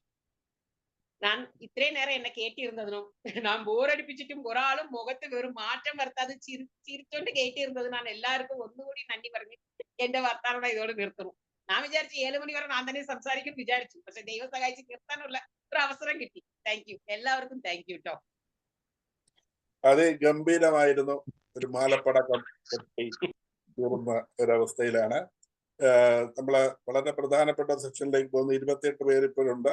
സാധിക്കുന്നവരെല്ലാം അവസാനം വരെ ഇരിക്കണമെന്നൊരു അഭ്യർത്ഥനയാണ് എനിക്കുള്ളത്. എല്ലാവരും ചർച്ചയിൽ പങ്കെടുക്കണം. Hameeda Ismail, Ernakulam, sales support officer, Airtel ബാങ്കിന്റെ ഉദ്യോഗസ്ഥയായിരുന്നു കൊണ്ട് നമ്മളോടൊപ്പം ആയിരുന്നെങ്കിലും ഇന്നാണ് കുറെ അധികം കാര്യങ്ങൾ നമുക്ക് ബോധ്യപ്പെട്ടത്. ഒരുപാട് നന്ദിയുണ്ട്. ഇന്നത്തെ ഇതിന്റെ ചർച്ച തുടങ്ങി വയ്ക്കുന്നത് നമ്മൾ ആലപ്പുഴ ജില്ലയിൽ നിന്നാണ്. കഴിഞ്ഞ തവണ തുടങ്ങിയ ഒരു രീതി ഇവിടെ ഇത്തവണയും നമ്മൾ അത് തന്നെ ആവർത്തിക്കുന്നു. ആദ്യമായിട്ട് ഇതിന്റെ പ്രതികരണം നടത്തുന്നത് ബഹുമാന്യനായ ശ്രീ രവീന്ദ്രനാഥ് രാഗം ചേർത്തല. അദ്ദേഹം retired cryptograph officer, signal section CRPF ബഹുമാനപ്പെട്ട രവിചേട്ടനെ എല്ലാവരുടെ പേരിലും സ്വാഗതം ചെയ്യുന്നു. ഇനിയുള്ളവരെ ആൽഫബറ്റിക് നമ്മള് ക്രമത്തില് മുന്നോട്ട് പോകും. Okay, welcome. എല്ലാവർക്കും നമസ്കാരം. ആദ്യമായി ഞാൻ ജോഷ് സാറിന് എൻ്റെ ഒരു ബിഗ് സല്യൂട്ട്. കാരണം എല്ലാ മാസവും അവസാനത്തെ ഞായറാഴ്ച ഇതുപോലെ ഒരു നമ്മുടെ സുഹൃത്തിനെ കേൾക്കാം എന്നുള്ള ഒരു പരിപാടി സംഘടിപ്പിക്കുന്നു. അതിൽ ഓരോരുത്തർ അവരുടെ ജീവിതാനുഭവങ്ങളും പോലെ നമ്മുടെ ജീവിതം നിങ്ങളെ എങ്ങനെ എന്ത് പഠിപ്പിച്ചു എന്നുള്ള സബ്ജക്റ്റിൽ ഇന്നത്തെ അമിതാജിയുടെ സംസാരം, പ്രസംഗം, പ്രഭാഷണം എന്ത് വേണേൽ പറയാം. എന്തായാലും വളരെ മനോഹരമായിരുന്നു. എന്തായാലും 3-4 ഘട്ടങ്ങളിലൂടി അമിതാജി എന്തെല്ലാം വിഷമങ്ങൾ അനുഭവിച്ചു, അതിൽ സന്തോഷത്തോടുകൂടി തന്നെ മുന്നോട്ട് വന്ന് നമ്മളൊക്കെ എല്ലാ വിവരങ്ങളും തന്ന് വളരെയധികം മനോഹരമായി അത് അവതരിപ്പിച്ചു. പിന്നെ നമുക്ക് മനസ്സിലായി, ഇപ്പം ഈ അമിതാജി നമ്മൾ എപ്പോഴും പറയുമായിരുന്നു കടുക് കടുക് എന്ന് പറഞ്ഞ് എപ്പോഴും സംസാരം കൂടുതലാണ് പറഞ്ഞതിന്റെ ഗുട്ടൻസിപ്പിളാണ് എന്നാണ് മനസ്സിലായത്. അതായത് ചെറുപ്പത്തിലെ അടുത്തൊരു സാമിലുണ്ടായിരുന്നു. അപ്പൊ അവിടെ എന്താ പറയുന്നത്, സംസാരിക്കുന്ന അവിടെ ഈ അതിന്റെ ബഹളം കൊണ്ട്, അതിന്റെ ഒച്ചയും ഇതുകൊണ്ട് സംസാരിക്കുന്നതെല്ലാം ഭയങ്കര സൗണ്ടിലായിരുന്നു. പിന്നെ കൂടെ വരുന്നവരോടും പോകുന്നവരോടും കുശലം പറഞ്ഞും അങ്ങനെ കടുക് പറക്കുന്ന പോലുള്ള സംസാരം അങ്ങനെയാണ് ഉടലെടുത്തതെന്നുള്ള കാര്യം ഇപ്പൊ മനസ്സിലായി. എന്തായാലും വളരെയധികം കഷ്ടപ്പാടുകൾ സഹിച്ച് ഏതായാലും ഓരോ കാര്യത്തിലും ഓരോ ഇതിലും ആലോചിച്ച് തീരുമാനിച്ച്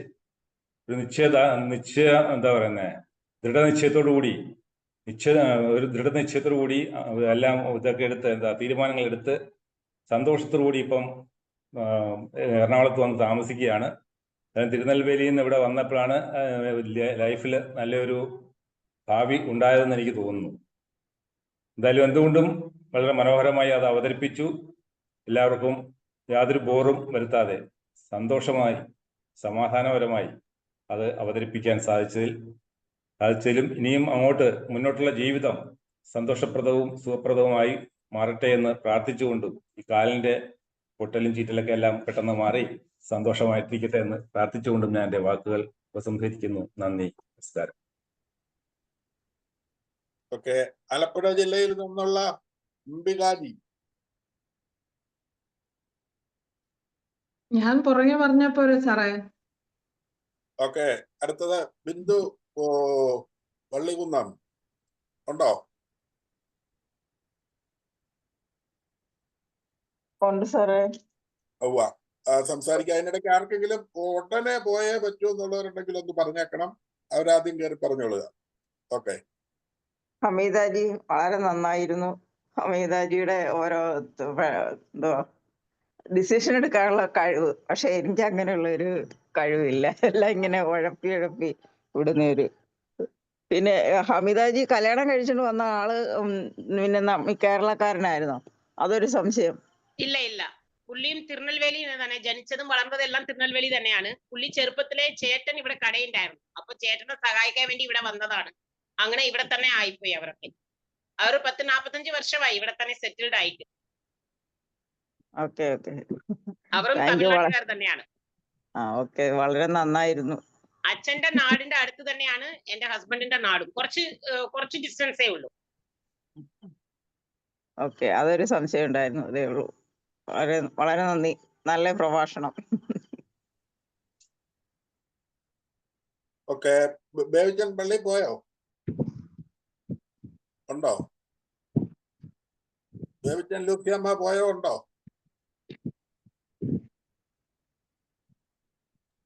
ഇല്ലെന്ന് തോന്നുന്നു, കാണുന്നില്ല. ഇല്ല, പോട്ടെ. ഇനി ആലപ്പുഴയിൽ നിന്ന് ആരാണ് വേറെ ഉള്ളത്? ഗീത ടീച്ചറുടെ ഉള്ളോ? ഓക്കെ, അങ്ങനെയെങ്കിൽ ഗീത ടീച്ചറിനെ സംസാരിക്കാം.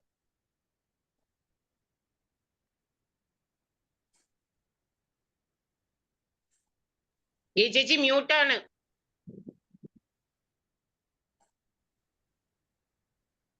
പറയാൻ നോ വേർഡ്സ്. നിശ്ചയദാർഢ്യവും ഇച്ഛാശക്തിയും ഉള്ള ഒരു പെൺകുട്ടി, ഒരു ലേഡി. വളർന്നു വന്ന സാഹചര്യം എന്തിനേയും തട്ടിത്തെറിപ്പിച്ച് പല വീഴ്ചകളുണ്ടായി, പഠനത്തിൽ നിന്ന് പിന്നോട്ട് നമ്മൾ ആഗ്രഹിച്ച സബ്ജക്ട് പഠിക്കാതെ മുമ്പോട്ട് വന്നു. എന്നാലും ആ മനസ്സിന്റെ ആ കരുത്തുണ്ടല്ലോ. ഒരു പെൺകുട്ടിക്ക് ഒരു ജോലിയാണ് ആവശ്യം, ഒരു കുടുംബം നടത്താനെങ്കിൽ നമ്മൾ ആശ്രയിക്കാതെ, പരാശ്രയം വേണം, നമ്മൾ പരസ്പരം ആശ്രയിക്കണം, അത് നമ്മളെ പറ്റും. പക്ഷെ നമുക്ക് സ്വന്തമായിട്ടൊരു വരുമാനം ഉണ്ടെങ്കിൽ നമുക്കൊരു എന്താ പറയാ, ഒരു ദൃഢനിശ്ചയത്തോടെ ഒരു കാര്യം മുമ്പോട്ട് വെക്കാൻ പറ്റുള്ളൂ. അപ്പൊ അങ്ങനെ ആ ഒരു വഴിയിലൂടെ മനസ്സിന്റെ ആ ഒരു ബലം, മനോബലത്തോടെ എങ്ങനെ വേണമെങ്കിലും ഒരു കൂട്ടുകുടുംബത്തിൽ ജീവിക്കുമ്പോഴും അതിനനുസരിച്ച് ജീവിച്ചു. ഒറ്റയ്ക്കായപ്പോഴാണ് ചിന്ത വന്നത്. അപ്പൊ എന്നാലും ചേട്ടനാണെങ്കിൽ വാക്ക് പറഞ്ഞു, ചേട്ടനെ സഹായിക്കാനുണ്ടായിരുന്നു. ഇപ്പൊ ഈ ഒരു ലിമിറ്റഡ് വരുമാനത്തിൽ നിന്ന് കുടുംബത്തിലേക്കും കൂടെ പൈസ അയക്കുമായിരുന്നു അല്ലേ. അപ്പം ആ മനസ്ഥിതിയും കൂടെ നല്ലൊരു മനസ്സിനുടമയാണെന്ന് മനസ്സിലായി. എല്ലാം കൊണ്ടും ഇനി ബ്ലെസ്ഡ് ആവാൻ നിൽക്കുന്നതേ ഉള്ളൂ. ഇതൊന്നും അല്ല, ഇത് നമുക്കിനി പടിപടിയായിട്ട് വരുന്നതേ ഉള്ളൂ. ഇത്രത്തോളം എത്തിയ ഹമീദാജിയെ നമ്മൾ പറയാല്ലേ, ഇത്രത്തോളം ദൈവം അത്രത്തോളം എത്തിക്കുമെന്ന്. ഇനിയും സ്റ്റെപ്പ് ബൈ സ്റ്റെപ്പ് നമ്മൾ 2-3 സ്റ്റെപ്പേ കയറിയിട്ടുള്ളൂ. ഇനിയും എത്രയോ സ്റ്റെപ്പ് കയറി ഉന്നതിയിലെത്താനായിട്ടുള്ള ഒരു അവസരമുണ്ട്. എല്ലാവിധ ആശംസകളും നന്മകളും. ഇൻഷാ അല്ലാഹ്. താങ്ക് യു ചേച്ചി, ഓക്കെ, അനുഗ്രഹിക്കണം. എല്ലാവരും സംസാരിക്കണം കേട്ടോ. വളരെ പെട്ടെന്ന് പോകേണ്ടവരുണ്ടെങ്കിൽ ആദ്യം സംസാരിച്ചിട്ട് പോകാം.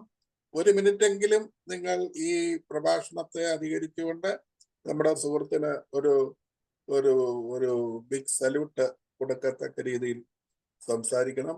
ആരെങ്കിലും പോകാനുള്ളവരുണ്ടെങ്കിൽ ഒന്ന് കമന്റ് ചെയ്തോണം. നമ്മൾക്ക് അറിയില്ലല്ലോ ആർക്കാ പോകാനുള്ളത്. അംബികാജി പറയുന്നോ? പറയാം. ഹമീദാജിയെ എനിക്ക് ഭയങ്കര ഇഷ്ടമാണ്. കാരണം ഹമീദാജിയെ കാണുമ്പോൾ മുതലേ വളരെ നല്ലൊരു പോസിറ്റീവ് ആയിട്ടുള്ള ഒരു കാര്യങ്ങൾ പറയുന്ന ഒരാളാണ്. നെഗറ്റീവ് കുറവാണ് ഹമീദാജിക്ക്. വളരെ സാമർത്ഥ്യത്തോടു കൂടി ഓരോ കാര്യങ്ങൾ പറയുന്ന ഒരു വ്യക്തിയായിട്ടാണ് എനിക്ക് തോന്നിയിരിക്കുന്നത്. അതേപോലെ സാധാരണ ഒരു മുസ്ലിം കുടുംബത്തിലെ ഒരു ഞാൻ എൻ്റെ കൂടെ വർക്ക് ചെയ്ത പല മുസ്ലിം കുട്ടികളെയും കണ്ടിട്ടുണ്ട്. അപ്പൊ അവർക്ക് നമ്മളെ പോലെ എനിക്ക് തോന്നിയിരിക്കുന്ന കാര്യമാണ്, എത്രത്തോളം സത്യമാണെന്ന് എനിക്ക് അറിയില്ല, അവർക്ക് ഉയർന്നു വരാനുള്ള ഒരു സ്വാതന്ത്ര്യം കുറവാണ്. അങ്ങനെ എനിക്ക് തോന്നിയിരിക്കണം. സാധാരണ മുസ്ലിം കുട്ടികൾക്ക് വീട്ടിൽ നിന്ന് പല കാര്യങ്ങളും തൻ്റെതായ ഇഷ്ടങ്ങൾ സാധിച്ചെടുക്കാൻ വളരെ ബുദ്ധിമുട്ടാണ്. കാരണം അവരുടെ മേൽ ഈ കുടുംബം പല ദുസ്വാതന്ത്ര്യങ്ങളും അവർക്ക് കൊടുത്തിട്ടുണ്ട്. അങ്ങനെ ചെയ്യാൻ പാടില്ല, ഇങ്ങനെ ചെയ്യാൻ പാടില്ല എന്നുള്ളത് ഞാൻ കണ്ടുവന്നിരിക്കുന്ന ഒരു കാര്യമാണ്. അപ്പോ ഹമീദാജി ആ ഒരു ഇതിൽ നിന്ന് ഇത്രയും ഉയർന്നു വന്നത് സ്വന്തം മനോബലം കൊണ്ട് തന്നെയാണ്. അപ്പൊ അത് ഞാനത് മനസ്സിലാക്കിയിട്ടുള്ള കാര്യമാണ്. ഹമീദാജി വളരെ നല്ല ഒരു ധൈര്യശാലിയായ ഒരു ഇതാണെന്ന് എനിക്ക് മനസ്സിലായിട്ടുള്ള ഒരു കാര്യമാണ്. പിന്നെ ഹമീദാജി ശബ്ദത്തിൽ സംസാരിക്കുമ്പോൾ ഞാൻ എപ്പോഴും ഹമീദാജി സംസാരിക്കാൻ തുടങ്ങുമ്പോൾ ഞാൻ ഈ മൊബൈലിന്റെ വോളിയം പെട്ടെന്ന് അങ്ങ് കുറയ്ക്കും. കാരണം ഇച്ചിരി ശബ്ദം കൂടുതലാണ്. അപ്പോൾ ഞാൻ ഒരു ദിവസം ഇങ്ങനെ പറയണമെന്ന് വിചാരിച്ചു, ഹമീദാജി ഇത്തിരി ശബ്ദം കുറച്ച് പറയുവോ എന്നുള്ളത് ഇങ്ങനെ ഞാൻ പറയണമെന്ന് വിചാരിച്ചിരുന്നു. അപ്പൊ ഒരു ദിവസം ഞാനത് പറയുകയും ചെയ്തു. പറഞ്ഞു കഴിഞ്ഞ് എനിക്കൊരു വിഷമം തോന്നി, അയ്യോ ഞാൻ പറഞ്ഞത് ബുദ്ധിമുട്ടായി കാണുമോ എന്നുള്ളത്. അപ്പൊ ഞാൻ ചോദിച്ചു ഇങ്ങനെ, ഹമീദാജി ഞാൻ പറഞ്ഞത് ബുദ്ധിമുട്ടായോ എന്ന് ചോദിച്ചപ്പോൾ പറഞ്ഞു, ഏയ് ഒരു കുഴപ്പവും ഇല്ല, അത് എനിക്ക് പിന്നെ അങ്ങനെയാണ് ഹമീദാജി, എന്തെങ്കിലും വിഷമം ഉള്ളിലുണ്ടെങ്കിൽ തന്നെ അത് പറയില്ല. അത് അങ്ങനെ വളരെ നല്ല ഒരു ധൈര്യശാലിയായ ഒരു നല്ല ഒരു കുട്ടി. ഈ ജീവിത ചരിത്രം എല്ലാം കേട്ടപ്പോൾ വളരെ ഒരു സന്തോഷം തോന്നി. വളരെ നന്നായി അവതരിപ്പിക്കുകയും ചെയ്തു ഈ കാര്യങ്ങളൊക്കെ. കുറെ ജീവിത യാഥാർത്ഥ്യങ്ങളാണ് ആ പറഞ്ഞതെല്ലാം. നമ്മളൊരു സ്ത്രീ നമ്മുടെ ജീവിതത്തിൽ അനുഭവിക്കുന്ന കുറെ യാഥാർത്ഥ്യങ്ങളാണ് പിന്നെ ഹമീദാജി പറഞ്ഞത്. വളരെ സന്തോഷം. കുറെ കാര്യങ്ങൾ അതിനകത്തുനിന്ന് പഠിക്കാനും ഉണ്ടായിരുന്നു. Thank you Abuji. എനിക്ക് ഇതിനകത്ത് ഒരു കാര്യം പറയാനുണ്ട്. ഒന്നാമത്തെ, ഹമീദാജി സംസാരിക്കുമ്പോൾ ഞാൻ ഫോണിന്റെ വോളിയം കുറയ്ക്കും എന്ന് പറഞ്ഞ ആ വാക്ക്, നമ്മൾ ഓരോരോ വാക്കുകൾ പറയും. നമ്മുടെ നാട്ടിൽ പറയും, ഒരു വാക്ക് കൊള്ളും ഒരു വാക്ക് വെല്ലും. ആ വാക്ക് എന്നെ വിജയിച്ച വാക്കാണ്. അമ്മ എന്നോട് എപ്പോഴും പറയും, സൗണ്ട് കുറച്ച് സംസാരിക്കും, കുറച്ച് സൗണ്ട് കുറയ്ക്കി എന്ന് പറയും. പക്ഷെ എനിക്ക് അപ്പോഴൊന്നും അത് കേട്ടിട്ട് വെച്ചാൽ എനിക്ക് അറിയില്ലായിരുന്നു. ഞാനത് കേൾക്കരുതെന്ന് വിചാരിച്ചിട്ടല്ല, എനിക്ക് കൺട്രോൾ ചെയ്യാൻ പറ്റില്ലായിരുന്നു. അമിതാജി സംസാരിക്കുമ്പോൾ ഞാൻ വോളിയം ഇത്തിരി കുറയ്ക്കുമെന്ന് പറഞ്ഞപ്പോ എനിക്ക് ആ വാക്ക് എനിക്കങ്ങനെ ക്ലിക്കായി. എനിക്കത് ശരിയാണ്. നമ്മൾ സൗണ്ട് ഒരാളെ ഇറിറ്റേറ്റ്, ഒരു ആൾക്ക് ഒരു ബുദ്ധിമുട്ട് തോന്നുന്ന അത്രയും ഉള്ള ഡെസിബിളിലാണ് നമ്മൾ സംസാരിക്കുന്നതിന്റെ കാര്യം അന്ന് എനിക്ക് കത്തി. പിന്നെ ഒരു കാര്യത്തിനുള്ള ആൻസറും പോസിറ്റീവ് തിങ്കിങ്ങിനെ കുറിച്ച് പറഞ്ഞായിരുന്നു. അതിന് ഞാൻ എന്റെ ഫ്രണ്ട് റൂബേന ഞാൻ ഈ സമയത്ത് സ്മരിച്ചില്ലെങ്കിൽ മോശമാണ്. ഞാൻ അത് നേരത്തെ ചേർത്ത് പറയണമെന്ന് വിചാരിച്ചു, പക്ഷെ സമയം നീട്ടി പോകണ്ട, ആരെങ്കിലും പറയുമ്പോൾ അത് പറയാൻ വേണ്ടി വെയിറ്റ് ചെയ്ത് വെച്ചിരുന്നതാണ്. ലൈഫിനെ എന്ത് കാര്യത്തെയും നമുക്ക് പോസിബിൾ ആയിട്ട് മാറ്റിയെടുക്കാനും പിന്നെ വരുന്ന നെഗറ്റീവ്സിനെയൊക്കെ ഒരു നെഗറ്റീവ് കൂടെ ഇട്ട് അത് പോസിറ്റീവ് ആക്കാനും എന്നെ പഠിപ്പിച്ച ആളാ. പുറത്ത് ഭർത്താവില്ലാണ്ട് പുറത്ത് ഇറങ്ങത്തില്ല എന്ന് വാശി പിടിച്ച് 23 വർഷം ഇങ്ങനെ വാശി പിടിച്ച് ഇരുന്ന എന്നെ, നീ വേറൊരാളെ ഡിപ്പെൻഡ് ചെയ്ത് നിന്നാ നിന്റെ ലൈഫ് നീ എക്സ്പ്ലോർ ചെയ്യാൻ പറ്റില്ല, നീ ഒന്നും അനുഭവിക്കാൻ പറ്റില്ല, നീ പുറത്തോട്ട് വാ, ഒറ്റയ്ക്ക് പോയി ശീലിക്കുക എന്നും പറഞ്ഞ് എന്നെ പഠിപ്പിച്ച് എവിടെയും ഇപ്പൊ ഞാൻ ചാടി ഇറങ്ങും. ആദ്യം ഞാൻ ചാടി ഇറങ്ങും, പെർമിഷൻ അല്ല, ഇൻഫർമേഷൻ കൊടുത്ത് അങ്ങോട്ട് ചാടി ഇറങ്ങും. ആ ഒരു പോസിറ്റീവ് ഇത് കൊണ്ടുവന്നത് എന്റെ ഫ്രണ്ടാണ് കേട്ടോ. അത് ഞാൻ ഇക്കാര്യത്തിൽ ഞാൻ അവളെ പ്രത്യേകം പറയണേ, എന്നെ ഈ ഗ്രൂപ്പിലോട്ട് കൊണ്ടുവരാനും അവളാണ്. നമ്മൾ എപ്പോഴും നമ്മുടെ കൂടെ ഉള്ള ആളെ വെച്ചിട്ടായിരിക്കും നമ്മുടെ സ്വഭാവം മാറുന്നത്. അത് എപ്പോഴും നമ്മൾ ഫ്രണ്ട്സിനെ നമ്മുടെ കൂടെ ഫ്രണ്ട് അല്ല, കൂടെ നിൽക്കുന്നവരെ തെരഞ്ഞെടുക്കുമ്പോൾ നമ്മൾ പ്രത്യേകം ശ്രദ്ധിക്കുക. നമ്മുടെ ചുറ്റിലുമുള്ള ഒരു റൗണ്ടിൽ എപ്പോഴും നമുക്ക് പറ്റുന്ന നല്ല പോസിറ്റീവ് ആൾക്കാരെ നിർത്തി വെച്ചാൽ തന്നെ നമ്മുടെ സ്വഭാവത്തിൽ കുറെ മാറ്റം വരും. ഈ കഴിഞ്ഞ 4 വർഷം കൊണ്ട് അവളുടെ കൂടെ കൂട്ടുകൂടിയ പിന്നെ എന്റെ സ്വഭാവത്തിൽ കുറെ മാറ്റങ്ങൾ വന്നിട്ടുണ്ട്. അത് എനിക്കെല്ലാം നല്ലതേ ചെയ്തിട്ടുള്ളൂ. അപ്പൊ ഞാൻ അതും പറയും, ഇവിടെ ഞാൻ അത് പ്രത്യേകം പറയാം, കൂടെ നിൽക്കുന്നവരെ നിന്റെ തൊട്ടടുത്ത് നിൽക്കുന്നവരെ നിങ്ങൾ എപ്പോഴും നിങ്ങളെ മുന്നോട്ട് കൊണ്ടുവരാൻ പറ്റുന്ന കൈപിടിക്കുന്ന ഒരാളെ കൂടെ നിർത്തുക. അതുകൊണ്ടായിരിക്കും ഇപ്പൊ ജോസി സാർ എന്നെ മുന്നോട്ട് കൊണ്ടുവന്നുകൊണ്ടാണ് എനിക്കിത് പറയാൻ പറ്റിയേ. അങ്ങനെയുള്ള ആൾക്കാരോട് കൂടെ നിൽക്കുക. Thank you അമ്പുജി. ഓക്കെ, ഇനിയും ആലപ്പുഴയിൽ നിന്ന് സുരേഷ് സാർ ഇന്ന് ഇല്ലായിരുന്നു തോന്നുന്നു അല്ലേ? ഓക്കെ, ഇനി ആരാ പെട്ടെന്ന് ഞാനൊന്ന് പറഞ്ഞോട്ടെ. ഓക്കെ, ഹമീദാജി, നല്ല ഒരു ക്ലാസ് ആയിരുന്നു, ഒത്തിരി ഇഷ്ടപ്പെട്ടു. അതായത് എന്നെ പോലൊക്കെ ഉള്ളവർക്ക് നല്ല പ്രചോദനം നൽകുന്ന ഒരു ക്ലാസ്സും കൂടെ ആയിരുന്നു. കൂടാതെ എനിക്കും വളരെയധികം, അതായത് ഹമീദാജിയോട് ഞാൻ ഗ്രൂപ്പിൽ ഒരു കാര്യം പറഞ്ഞതേ ഉള്ളൂ, അപ്പോഴത്തേക്ക് അത് എന്റെ ആവശ്യമാണെന്നുള്ള രീതിയിൽ ഹമീദാജി ഉടനെ തന്നെ ഫ്രണ്ടിനെ വിളിച്ച് പറഞ്ഞു. ഉടൻ തന്നെ അന്ന് തന്നെ ഫ്രണ്ട് എന്നെ വിളിച്ച് സംസാരിച്ചു എന്റെ ഒരു പ്രശ്നത്തിന്റെ കാര്യത്തിൽ. അപ്പൊ അതുടനെ തന്നെ അത് പരിഹരിക്കാനുള്ള ആ ഒരു മനസ്സ്, അതിന് ഞാൻ ഒരുപാട് അപ്രീഷിയേറ്റ് ചെയ്യുന്നുണ്ട്. പിന്നെ അതുപോലെ തന്നെ ആ ഒരു പോസിറ്റീവ്, എല്ലാ കാര്യങ്ങളും പോസിറ്റീവായിട്ട്, നമുക്കൊരു എന്തെങ്കിലും ഒരു വിഷമമുണ്ട്, എന്തെങ്കിലും ഉണ്ടെന്ന് അതും പോസിറ്റീവായിട്ട് ചിന്തിക്കണം എന്ന് എന്നോട് തന്നെ പല കാര്യങ്ങളും പറഞ്ഞിട്ടുണ്ട്. അപ്പൊ അതിലും ഒരുപാട് നന്ദിയുണ്ട്. നല്ലൊരു ക്ലാസ് ആയിരുന്നു. Okay, thank U. മുന്നോട്ട് പോയിക്കോട്ടെ.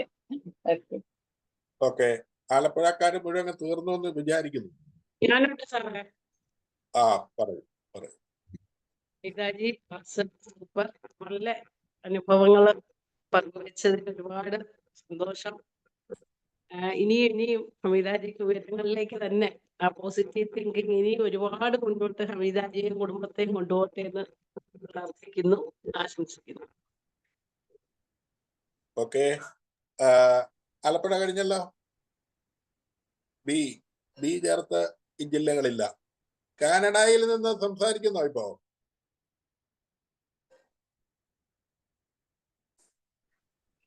അതോ ഏറ്റവും അവസാനം? വേഗം പോകേണ്ട ആൾക്കാരുണ്ടെങ്കിൽ പറയാം. ഓക്കെ. അപ്പോ ആരെങ്കിലും ഉണ്ടോ വേഗം പോകേണ്ട? ഒരു ഹുസൈൻ സാർ പോയോ? ഓക്കെ, അപ്പോ പോകുന്നവര് പറഞ്ഞിട്ടേ പോകാല്ലേ, നമുക്ക് ഈ സുഹൃത്തിനോടുള്ള ഒരു സ്നേഹം. ഓക്കെ, ഇനി ആരാണ്? അമേരിക്ക അവസാനം നന്ദിയുണ്ട്. ഓക്കെ, ഇല്ലല്ലോ. മോഹൻദാസ് ട്രെയിനിലാണെന്ന് പറഞ്ഞു, അദ്ദേഹം സംസാരിക്കുന്നെങ്കിൽ അവസരം കൊടുക്കുന്നതല്ല. ഉണ്ടോ? കേൾക്കുന്നുണ്ടോ? കേൾക്കുന്നുണ്ട്. കേൾക്കുന്നു, പറയാം. വളരെ നല്ലൊരു ഷെയറിംഗ് ആയിരുന്നു. കുറെ കാര്യങ്ങൾ നമുക്ക് പഠിക്കാനുണ്ട് ഈ പ്രായത്തിൽ. വളരെ സന്തോഷം. ഓക്കെ, എറണാകുളംകാരിലേക്ക് വരട്ടെ.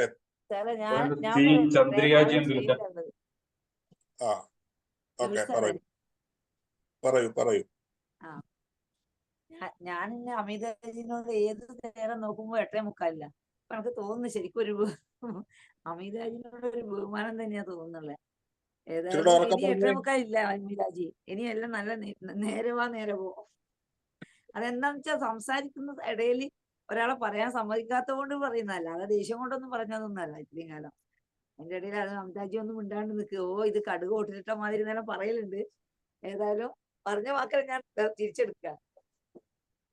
അതൊന്നും സാരമല്ല, അതിനൊന്നും അത്രേ പറയാൻ കുഴപ്പമൊന്നുമില്ല പുഷ്പജി. പലരും ഇങ്ങനെ പറയുമ്പോഴാണ് നമ്മൾ നമ്മുടെ കുറവുകൾ മനസ്സിലാക്കുന്നത്.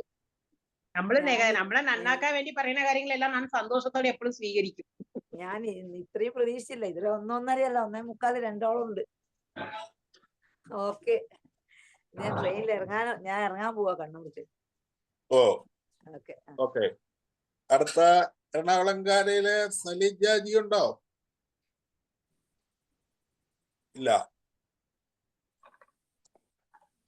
പിന്നെ ആരാ ഉള്ളത്? ചന്ദ്രികാജി ഉണ്ടല്ലോ സാറേ. ചന്ദ്രജി വന്നിട്ടുണ്ടോ? കാണുന്നുണ്ട്. ചന്ദ്രകല ടീച്ചർ ഉണ്ടോ? ചന്ദ്രകലയല്ല, ചന്ദ്രികാജി. ചന്ദ്രിക. ചന്ദ്രിക. ഓക്കെ. പാലക്കാടാണോ? ആളുകളെ പറഞ്ഞോണേ, ഞാന് വിട്ടുപോയാലും മനഃപൂർവ്വം അല്ല, ഇത് ചിലപ്പോ ആളാരെ നോക്കുന്നില്ല ഇതിനകത്ത്. അപ്പൊ അടുത്തയാള് എറണാകുളത്ത് നിന്ന് ആരെങ്കിലും ഉണ്ടെങ്കിൽ പറയണം, ഇല്ലെങ്കിൽ ബാസി സാറിന് പറയാം.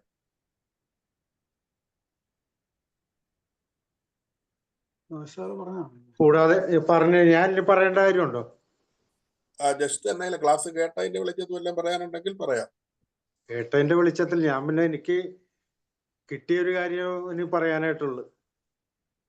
നമ്മൾ അതുവഴി പോകുമ്പോഴും അവിടെ ഒന്ന് കയറിയില്ലെങ്കിൽ ഞാൻ അടുത്ത ദിവസം ചീത്ത കേൾക്കേണ്ടി വരും. ആ ഒരു രീതിയാണ്. ഒരു തവണ അന്ന് അമ്പിയാജിയുടെ വീട്ടിലാ പോയത്, നമ്മൾ ഒരുമിച്ച് പോയത്. അമ്പിയാജിയുടെ വീട്ടിൽ പോയി. എന്റെ വണ്ടിക്ക് മറ്റേ ഇത് ടോൾ ഉണ്ടായിരുന്നില്ല. അതാണ് എനിക്ക് നമ്മുടെ അതപ്പം തന്നെ ഇരുന്ന് സാധനം റെഡിയാക്കിയിട്ട് ഞാൻ അതാണ് പറഞ്ഞത്, ഫോണെടുത്ത് വിളിച്ച് ആരോ എല്ലാം അറേഞ്ച് ചെയ്തിട്ട് പോയി നമുക്ക് പോയി അതൊക്കെ ശരിയാക്കാന്ന് പറഞ്ഞ് തിരിച്ചു വരുന്നതിന് മുമ്പ് സംഗതി റെഡിയാക്കിയിട്ടാണ് എന്നെ വിട്ടത്. അപ്പൊ അതാണ് ഞാൻ പറഞ്ഞത്, നമുക്ക് നേരിട്ടുള്ള അനുഭവം എന്ന് വെച്ചാൽ അത് സ്വന്തം എൻ്റെ ഒരു കാര്യത്തിന് അത്രയും എഫർട്ട് എടുക്കേണ്ട കാര്യമില്ല. പക്ഷെ അത് സ്വന്തം ഒരു കാര്യം പോലെ തന്നെ അപ്പോഴേ തന്നെ ആ പറഞ്ഞ സമയം കൊണ്ട് സംഗതി റെഡിയാക്കി തിരിച്ചു വിട്ടു നമ്മളെ. അത്രേ ഉള്ളു. അപ്പൊ അടുത്തത് ഹരിദാസ് സാർ. ഹരിജിയുണ്ട്. ഹരിജി നമസ്കാരം. ഫസ്റ്റ് ജോർജ് സാറിന് താങ്ക്സ് പറയുന്നു, ഇങ്ങനെ ഒരു സംരംഭം ഇനീഷ്യേറ്റ് ചെയ്തതിനും.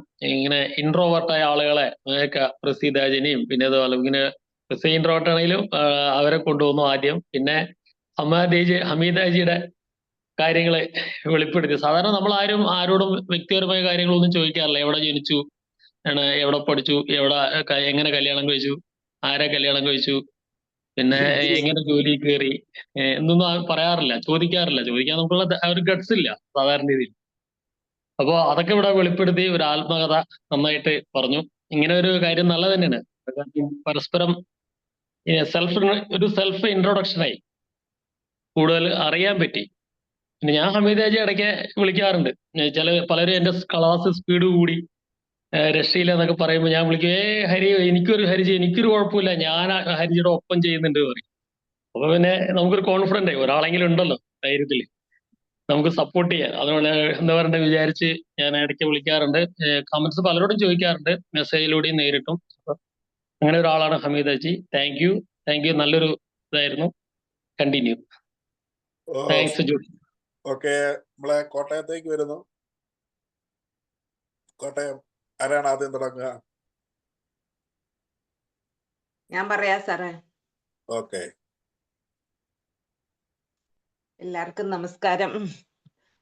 ഒരു 1.5 വർഷം മുമ്പ് ഞങ്ങൾ എറണാകുളത്തൂടെ പോയപ്പോഴാണ് പ്രദീപ് ആദ്യമായിട്ട് എന്നോട് പറഞ്ഞത്, നമുക്കൊന്ന് ഹമീദയുടെ ഓഫീസ് വരെ ഒന്ന് പോയാലോ എന്ന് ചോദിച്ചു. അപ്പൊ എനിക്ക് ഹമീദ അത്ര അറിഞ്ഞൂടാ, ഞാനും അത്ര ഇന്ററാക്ട് ചെയ്തിട്ടില്ലാത്ത ഒരാളായിരുന്നു. അപ്പൊ ഞാൻ പോണോന്നൊക്കെ ചോദിച്ചു. അപ്പം എന്നാ പോയേക്കാം, നമുക്കൊരു കേക്കൊക്കെ മേടിച്ചോണ്ട് പോകാം എന്ന് പറഞ്ഞു. അവിടെ ചെന്ന് നേരിട്ട് കണ്ടപ്പോഴാണ് ഇത്രയും പ്ലസന്റ് ആയിട്ടുള്ള ഒരു കുട്ടി, നല്ലൊരു എന്താ പറയാ പ്രകാശം പരത്തുന്ന പെൺകുട്ടി എന്നൊക്കെ പറയുന്ന പോലെ അത്രയും പ്ലസന്റ് ആയിട്ടൊരു, ഞങ്ങൾ ഒട്ടും പ്രതീക്ഷിച്ചില്ല. ഭയങ്കര സന്തോഷായി ഓഫീസിൽ ചെന്നതും ഒക്കെ. അത്രയും നല്ല രീതിയിൽ ഞങ്ങളോട് സംസാരിച്ച്. ഞാൻ പറഞ്ഞു, അയ്യോ പോവാതെ പോയിരുന്നെങ്കിൽ നമുക്ക് നഷ്ടമായി പോയേനെ, ഹമീദയെ കാണാതെ പോയിരുന്നെങ്കിൽ എന്ന് പറഞ്ഞു. അത് കഴിഞ്ഞിട്ട് ഇപ്പം ഹമീദയുടെ ഈ ഞങ്ങള് വയനാട്ടിൽ പോയപ്പോ ഞങ്ങൾ രണ്ടുപേരും അടുത്തടുത്തായിരുന്നു. അപ്പൊ ഈ കഥകളൊക്കെ ഞാൻ കുറെയൊക്കെ കേട്ടിട്ടുണ്ട്. എന്നാ പോലും ഇന്ന് പറഞ്ഞപ്പോ പലപ്പോഴും എനിക്ക് ഈ ചില കാര്യങ്ങളൊക്കെ ഹമീദ പറഞ്ഞപ്പോ എനിക്ക് കണ്ണു നിറഞ്ഞു പോവുമായിരുന്നു. നമ്മുടെ കൂട്ടത്തിൽ നല്ലൊരു ഡോക്ടറായിട്ട് ഇരിക്കേണ്ട ഒരു കുട്ടിയാണ് ഈ അല്ലേ, ഓരോ സാഹചര്യം വന്നു പോയത് ഓർത്തിട്ട് എനിക്കങ്ങ് ഭയങ്കരമായിട്ട് സങ്കടം വന്നുപോയി. എന്നാലും ആ ഇത്രയും അഡ്വേഴ്സ് കണ്ടീഷനിലും ഇത്രയും ദൃഢനിശ്ചയത്തോടു കൂടി ഒരു കാര്യം ഏറ്റെടുത്ത് അത് ഭംഗിയായിട്ട് ചെയ്യുക. നമ്മുടെ എന്നെ പോലെയുള്ളവരുടെയൊക്കെ സാഹചര്യം എന്ന് പറഞ്ഞു കഴിഞ്ഞാൽ വീട്ടിൽ നിന്ന് നല്ല സപ്പോർട്ട് ഉണ്ടായിരുന്നു. അതുകൊണ്ടാണ് നമുക്ക് പഠിക്കാനും ഓരോ സ്ഥലത്ത് അപ്ലൈ ചെയ്യാനും ഒക്കെ പറ്റിയത്. പക്ഷെ ഇത്രയും അഡ്വേഴ്സ് കണ്ടീഷനിൽ നിന്ന് വന്നിട്ടാണ് ഹമീദ ഇത്രയും അച്ചീവ് ചെയ്തതെന്ന് നമ്മൾ എപ്പോഴും ഓർക്കണം. പിന്നെ എനിക്ക് ഒരു കാര്യം കൂടെ പറയാനുള്ളത് ഇക്കായുടെ കാര്യമാണ്. ഇക്കായോട് ഞാൻ നേരിട്ട് സംസാരിച്ചിട്ടുണ്ട്. അപ്പോഴൊക്കെ ഇക്ക പറഞ്ഞു, ഇക്ക എന്താ വരാത്തേന്നൊക്കെ ചോദിക്കുമ്പോൾ പറയാം അവള് സന്തോഷായിട്ട് പോട്ടെ. അങ്ങനെ എത്ര പേർക്ക് പറയാൻ പറ്റും? അതൊരു വലിയൊരു ഫാക്ടറാണ്. ആ ഇക്കായുടെ ഒരു ആ ആറ്റിറ്റ്യൂഡാണ് ഹമീദയെ ഇത്ര എത്തിച്ചത്. നേരെ മറിച്ച് വേണ്ട വീട്ടിൽ ഇരുന്നാ മതി എന്ന് പറഞ്ഞു കഴിഞ്ഞാൽ ഹമീദയെ നമുക്ക് കിട്ടില്ലായിരുന്നു ഒരു പക്ഷെ. അതിനകത്ത് ആ മനുഷ്യൻ ഒരുപാട്, ഞാൻ ഒരു പ്രാവശ്യം ഇങ്ങനെ ചോദിച്ചപ്പോ പറയുകയും ചെയ്തു, ഹമീദയുടെ ഇഷ്ടം പോലെ ചെയ്തോട്ടെ എന്നാ ഞാൻ വിചാരിക്കാറുള്ളൂ എന്ന്. അപ്പൊ ഈ ഹമീദയുടെ എല്ലാ വിജയത്തിനു മുമ്പിൽ നമ്മൾ ഇക്കായെയാണ് ആദ്യം പറയേണ്ടത്. ഞാനത് ഇക്കായോട് പറയുകയും ചെയ്തു. ഇക്കായുടെ ആറ്റിറ്റ്യൂഡ് കൊണ്ടല്ലേ ഹമീദ ഇത്രയും നന്നായിട്ട് നമ്മുടെ കൂടെ നടക്കാനും ഒക്കെ പറ്റുന്നതെന്ന് പറയുകയും ചെയ്തു. അപ്പം ഇത്രയും ഹമീദ ഇത്രയും നന്നായിട്ട് സംസാരിക്കുന്നു അറിഞ്ഞുകൂടായിരുന്നു. ഇങ്ങനെ സന്തോഷായിട്ട് എല്ലായിടത്തും കിലികിലാന്ന് വർത്താനം പറഞ്ഞ് നടക്കുന്ന ആളാന്ന് മാത്രമേ നമ്മൾ കേട്ടിട്ടുള്ളൂ. പക്ഷെ ഇത്രയും പുറകില് ഒരു കഠിനമായ ജീവിത കഥയുണ്ട്. അതിലെല്ലാം വിജയിച്ച ആളാണ്. പിന്നെ ജോഷ് സാറ് പറഞ്ഞ പോലെ കാലിന്റെ പൊട്ടലും ചീറ്റലും ഒക്കെ ഇപ്പൊ മാറി നല്ല മിടുക്കിയായിട്ട് ഞങ്ങളുടെ കൂടെ കൊല്ലത്ത് വരും എന്നുള്ള പ്രതീക്ഷയോടെ നിർത്തുന്നു. Thank you. Thank you Raj ചേച്ചി. അതില് ഇക്കായുടെ കാര്യം പറഞ്ഞുകൊണ്ട് ഞാൻ പറയാം. ഇക്കായ കാരണം പ്രത്യേകിച്ച് എടുത്ത് പറയണ്ടെന്ന് വിചാരിച്ചിട്ടാണ്. പിന്നെ ഞാൻ അതൊന്നും പറഞ്ഞില്ല, വലിച്ചു നീക്കി സമയം കളയേണ്ടാണ്. പുള്ളി എന്റെ അച്ഛനമ്മയുടെ കൂടെ ഞാൻ ഇരുന്നതെക്കാൾ കൂടുതൽ എന്റെ ഭർത്താവിന്റെ കൂടെയാണ് ജീവിച്ചിരിക്കുന്നത്. അപ്പൊ എന്റെ മോൻ പറയും, എന്റെ സ്വഭാവത്തിൽ ഇരിക്കുന്ന ചില സ്വഭാവങ്ങൾ മാറ്റാൻ പറ്റാതെ എന്റെ മോൻ പറയും, അതിന് അമ്മയെ പറഞ്ഞിട്ട് കാര്യമല്ല, എന്റെ അമ്മയും എന്റെ ഭർത്താവിനെയും കെട്ടിവെച്ച് തല്ലണോന്ന് പറയും. അവരെ മര്യാദ പഠിപ്പിക്കാൻ വിറ്റത് നിങ്ങളാണ്. എന്റെ അമ്മ പറയും, എന്റെ അടുത്ത് കൂടെ ഇരുന്നതിനേക്കാൾ കൂടുതൽ നിങ്ങളുടെ കൂടെയല്ലേ, നിങ്ങൾക്ക് നേരാക്കി കൂടായിരുന്നോ എന്ന് എന്റെ അമ്മ എന്റെ ഭർത്താവിനോട് ചോദിക്കും. അങ്ങനെ അതുപോലെ എന്റെ അച്ഛനമ്മ എനിക്ക് എന്ത് സ്വാതന്ത്ര്യം കൊടുത്ത് വളർത്തിയോ അതിനേക്കാൾ കൂടുതൽ അങ്ങനെ എല്ലാ കാര്യത്തിലും സ്വാതന്ത്ര്യം കൊടുത്തും പിന്നെ സപ്പോർട്ട് ചെയ്തും എന്ത് കുർത്തക്കേട് എന്ത് വായിന്ന് എന്ത് വന്നാലും അത് ക്ഷമിക്കുന്ന ഒരു മനപ്പൊക്കമുള്ള ഒരു മനുഷ്യനായത് കൊണ്ട് മാത്രമാണ് ഞാൻ ഈ ഇത്രയും മുൻപിൽ വന്നത്. അത് ഒരിക്കലും മറക്കാൻ പറ്റില്ല കേട്ടോ. അങ്ങനെ ആൾക്കാരെ കിട്ടിയ ആർക്കും ജയിക്കാൻ പറ്റും, അത് ഉറപ്പാണ്. താങ്ക് യു ചേച്ചി.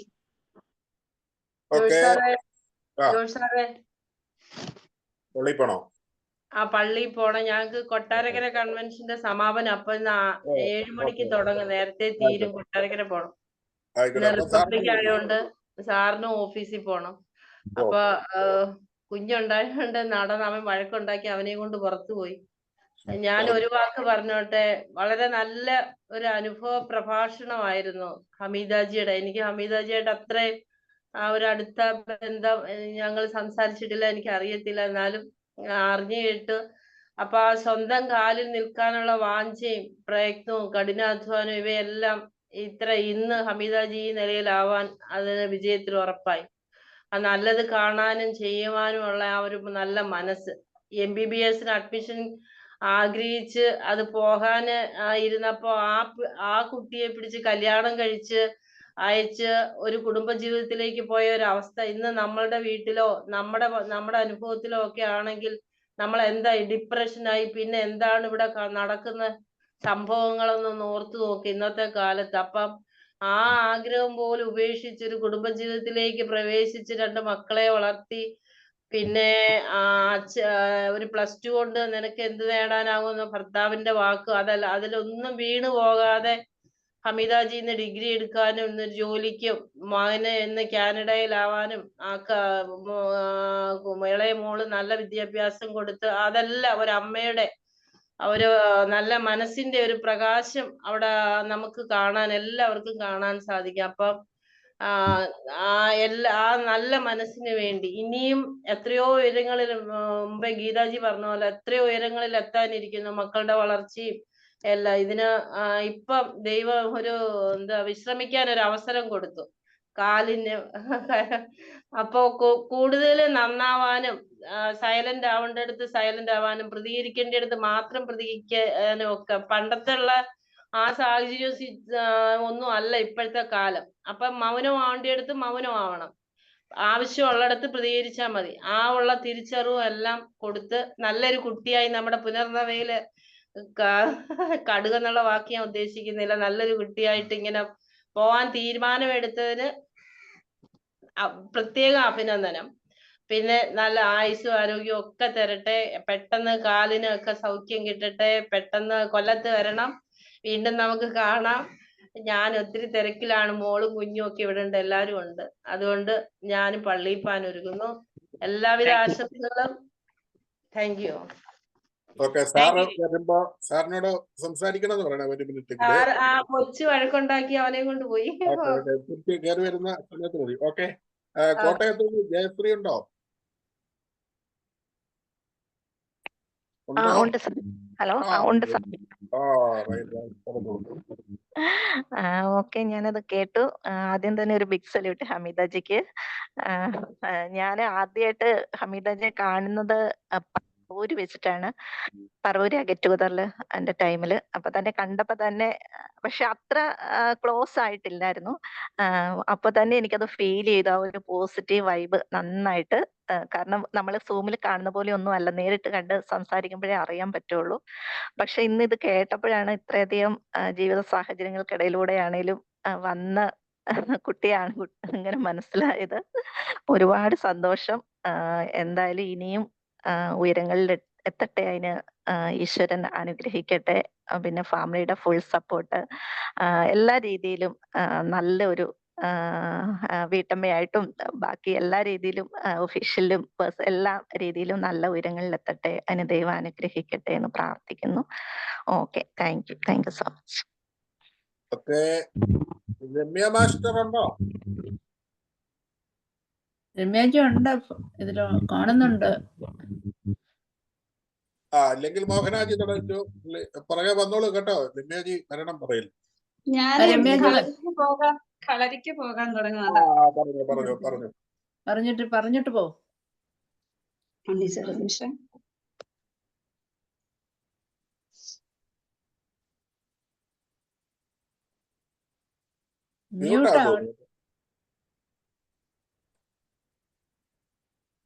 മ്യൂട്ടാണോ? പറഞ്ഞോളൂ.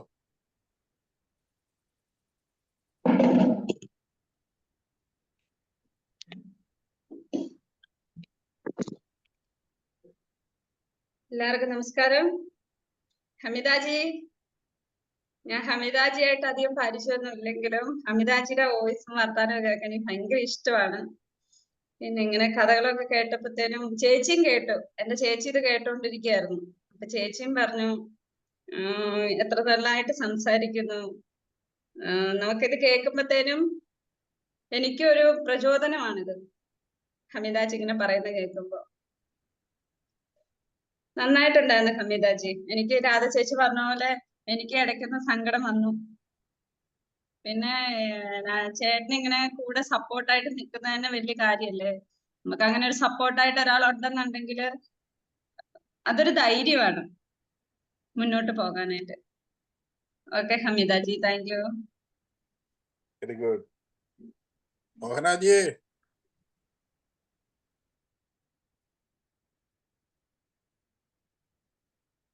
ഓക്കെ, മോഹനാജി വന്നോളൂ. എന്നാ പ്രദീപ് സാറ് ഗംഭീരമായിട്ട് അങ്ങ് വരട്ടെ.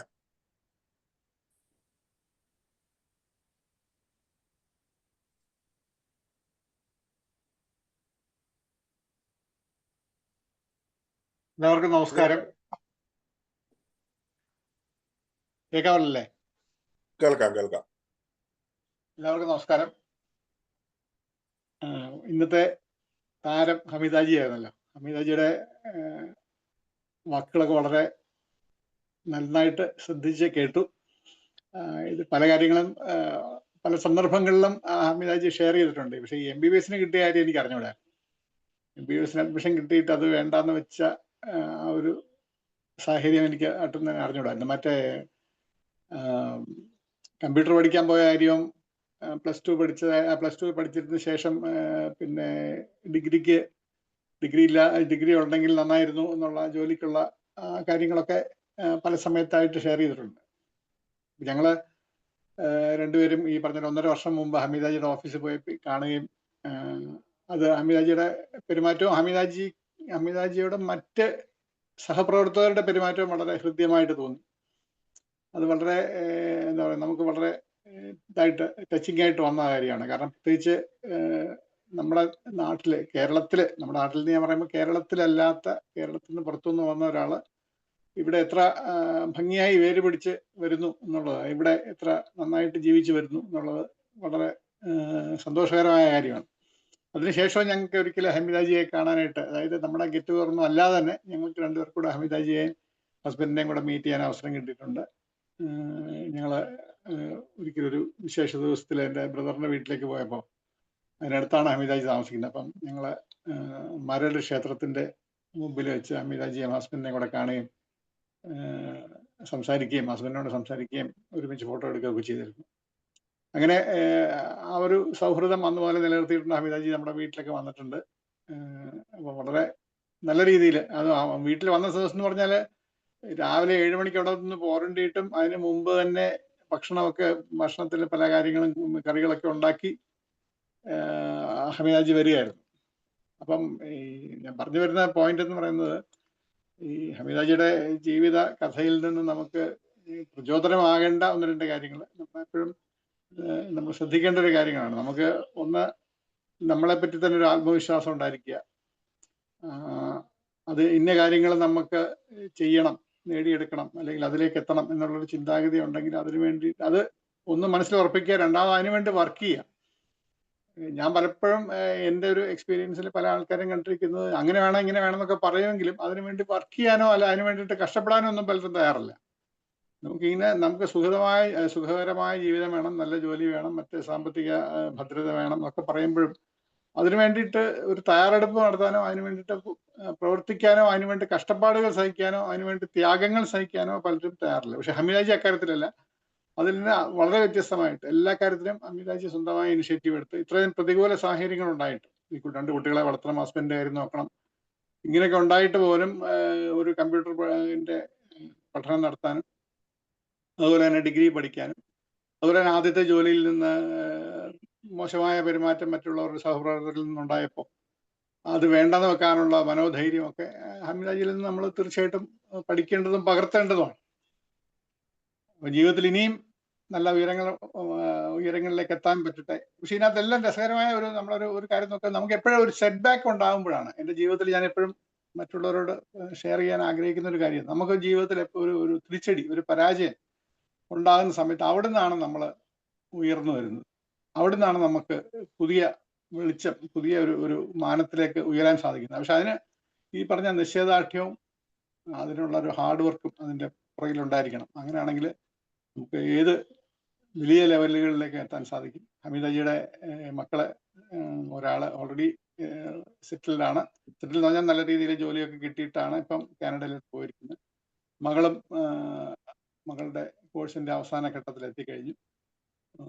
അപ്പൊ ഇനി കുറെ കൂടെ സന്തോഷകരമായ, കുറെ കൂടെ സമാധാനപരമായ ഒരു ജീവിതത്തിലേക്കാണ് ഹമീദാജി അടുത്ത സ്റ്റെപ്പ്. ഇപ്പം 4 പതിറ്റാണ്ടുകളുടെ കാര്യമാണല്ലോ പറഞ്ഞത്. അടുത്ത പതിറ്റാണ്ടിൽ ഹമീദാജി കുറെ കൂടെ സെറ്റിൽഡ് ആയിട്ട് വളരെ കൂടുതൽ സന്തോഷകരമായ ജീവിതത്തിലേക്ക് വരും എന്ന് എനിക്ക് ഉറപ്പുണ്ട്. കുറെ കൂടെ റിലാക്സ്ഡ് ആയിട്ടുള്ള, ടെൻഷൻസ് ഒക്കെ ഇല്ലാതെ റിലാക്സ്ഡ് ആയിട്ടുള്ള ആരോഗ്യപരമായ ജീവിതത്തിലേക്ക് വരും എന്ന് പ്രതീക്ഷിക്കുന്നു. അതിനുവേണ്ടി ഈശ്വരനോട് പ്രാർത്ഥിക്കുന്നു. എല്ലാ നന്മകളും ഹമീദാജിക്കും കുടുംബത്തിനും ഉണ്ടാകട്ടെ. Thank you. അടുത്ത മോഹനാജി എത്തിയോ? ഞാൻ ഉണ്ട്. പറയൂ. എനിക്ക് ഇച്ചിരി തിരക്കുണ്ട്. രാവിലെ കുഞ്ഞാവയൊക്കെ വന്നു. അപ്പൊ ഞാൻ എല്ലാ ആശംസകളും ഞാൻ കേട്ടിരുന്നല്ലോ, എല്ലാവരും പറഞ്ഞിട്ടുണ്ട്. പ്രദീപ് സാറൊക്കെ വളരെ വൃത്തിയായിട്ട് പറഞ്ഞിട്ടുണ്ട്, ഗീതാജിയൊക്കെ. എനിക്കായിട്ട് പ്രത്യേകിച്ച് ഒന്നും പറയാനില്ല. എല്ലാ ആശംസകളും. Okay okay. ഇനിയും കോട്ടയംകാരെ ആരും ഇല്ലെന്ന് തോന്നുന്നു അല്ലേ? ജേക്കബ് സാർ വന്നിട്ടുണ്ട്. ജേക്കബ് സാറും പള്ളിപ്പാനുള്ള തൊട്ടിയിലായിരിക്കും. Okay okay. കോട്ടയം ഇല്ലെങ്കിൽ കൊല്ലംകാരനായ ഒരാൾ എത്തിയിട്ടുണ്ട്. സാറേ എനിക്ക് പറയാമോ? പറയൂ പറയൂ. ഡിയർ ഫ്രണ്ട്സ്, ഞാൻ ഹമീദാജി പറഞ്ഞതെല്ലാം ഞാൻ കേട്ടിരുന്നു. അതിന് ശേഷമുള്ള റിവ്യൂ ഒന്നും എനിക്ക് കേൾക്കാൻ പറ്റിയില്ല. കാരണം ഇടയ്ക്ക് ഞാനൊന്ന് മുങ്ങിയായിരുന്നു. എൻ്റെ കൂട്ടുകാരനോടൊപ്പം ഞാനൊന്ന് നടന്നു. എന്നാലും ബാക്കിയുള്ള കാര്യങ്ങളെല്ലാം ഞാൻ കേട്ടോണ്ടിരിക്കുകയാണ്. യെസ്, എനിവേ ഹമീദാജിയുടെ ആ പാർട്ടായിട്ട് പറഞ്ഞത് വളരെ ശ്രദ്ധിച്ച് കേൾക്കാനിടയായി. കാരണം ഒരാളിന്റെ ജീവിതത്തില് വളരെ നിശ്ചയദാർഢ്യത്തോടു കൂടിയുള്ള പെരുമാറ്റം എവിടെ ചെന്ന് എത്തും എന്നുള്ളതിന്റെ ഒരു നല്ല ഉദാഹരണമാണ് ഹമീദാജി എന്ന് എനിക്ക് തോന്നി. അപ്പോ സത്യത്തില് ആദ്യമേ ഒരു മെഡിസിൻ അഡ്മിഷൻ കിട്ടിയിട്ട് പോലും അത് പൂർത്തിയാക്കാൻ കഴിയാതെ ഇവിടെ വരെ എത്തി ജീവിതം വിജയിച്ച് നിൽക്കുന്ന ഒരു സ്ഥിതിയിൽ തന്നെയാണ്. അത് തീർച്ചയായിട്ടും എടുക്കുന്ന നിശ്ചയദാർഢ്യത്തോടുള്ള തീരുമാനങ്ങളും ആ തീരുമാനങ്ങൾ നടപ്പാക്കാനുള്ള ആ ഒരു പ്രയത്നവുമാണ് ഈ ജീവിതം ഇങ്ങനെ എത്തിയത് എന്ന് നമുക്ക് മനസ്സിലാക്കാം. നമുക്ക് ഈ നന്നായിട്ട് വിജയിച്ചവരുടെ എല്ലാം ജീവിതത്തില് സത്യത്തിൽ ഇങ്ങനെയുള്ള കഠിന പ്രയത്നങ്ങളും അല്ലെങ്കിൽ ഒരു നിശ്ചയദാർഢ്യം, അതാണ് ഏറ്റവും വലുത്. നമ്മള് ഒരു ശരിയായാലും തെറ്റായാലും ഒരു തീരുമാനമെടുത്താൽ ആ തീരുമാനത്തിൽ മുന്നോട്ട് പോകുമ്പോൾ അവിടെ എത്തിച്ചേരും എന്നുള്ളത് തീർച്ചയാണ്. എന്റെയും ജീവിതവുമായിട്ട് ഇത് ചേർത്ത് വയ്ക്കാനുള്ള ഒരുപാട് കാര്യങ്ങളുണ്ട്. ഞാൻ എഴുതി വച്ചിരിക്കുന്ന ഒരു കാര്യമുണ്ട്, നമ്മുടെ ജീവിതത്തിലെ ഏത് തടസ്സങ്ങളും അതൊരവസരമായിരിക്കുന്നു. തടസ്സങ്ങൾ എന്ത് വന്നോട്ടെ അതിനെ നമ്മൾ മറികടക്കാൻ നമുക്ക് അടുത്ത ഒരു അവസരം ഉണ്ടാവും. അതുകൊണ്ട് ഒരു തടസ്സം വരുമ്പോൾ അവിടെ ഒരു നിരാശയെ വേണ്ട. അത് ദൈവികമായി സംഭവിക്കുന്നതാണ്, അത് ഈശ്വരാധീനമാണ്. അതുകൊണ്ട് അവിടെ നിരാശപ്പെട്ടിട്ട് കാര്യമില്ല. ഒരു വാതിൽ അടഞ്ഞാൽ 9 വാതിലുകൾ നമുക്കായി തുറന്നു വെക്കും എന്ന ഒരു തോന്നൽ, അത് തോന്നലല്ല, അതാണ് യാഥാർത്ഥ്യം. ഒരു കാര്യവും ഒരു തടസ്സം വരുമ്പോൾ നമ്മൾ ആ ആഗ്രഹങ്ങളോ അല്ലെങ്കിൽ ജീവിതത്തിന്റെ ഇതൊന്നും ഉപേക്ഷിക്കുകയല്ല, മറിച്ച് അടുത്ത ഒരു അവസരം അതുണ്ടാവും. അങ്ങോട്ട് എത്തിച്ചേരാനുള്ള പ്രതിജ്ഞയോടെയുള്ള നിശ്ചയദാർഢ്യത്തോടുള്ള തീരുമാനങ്ങൾ നമ്മളെ അവിടെ എത്തിച്ചേരും. അപ്പോ തീർച്ചയായിട്ടും ഈ 4ാമത്തെ 10 കഴിഞ്ഞ് 5ാമത്തെ 10-ൽ 6ാമത്തെ 10-ൽ അങ്ങനെ ഓരോ 10 വർഷങ്ങളിലും കൂടുതൽ ഉയർച്ച ഹമീദാജിക്ക് ഉണ്ടാകട്ടെ, കുറെ കൂടി സെറ്റിൽഡ് ആവട്ടെ, കുറെ കൂടി നല്ല ഭാവി ഉണ്ടാകട്ടെ എന്ന ആത്മാർത്ഥമായി ഞാനും കുടുംബവും ആശംസിച്ചുകൊണ്ട് ഞാൻ നിർത്തുന്നു. Thank you. Okay okay. ഇനിയും കൊല്ലത്തുനിന്ന് സുനിത രാധാമണി. ഞാൻ പറയാം സാർ. Good morning. ഞാൻ വളരെ കൗതുകത്തോടെയാണ് ഹമീദാജിയെ കേട്ടോണ്ടിരുന്നത്.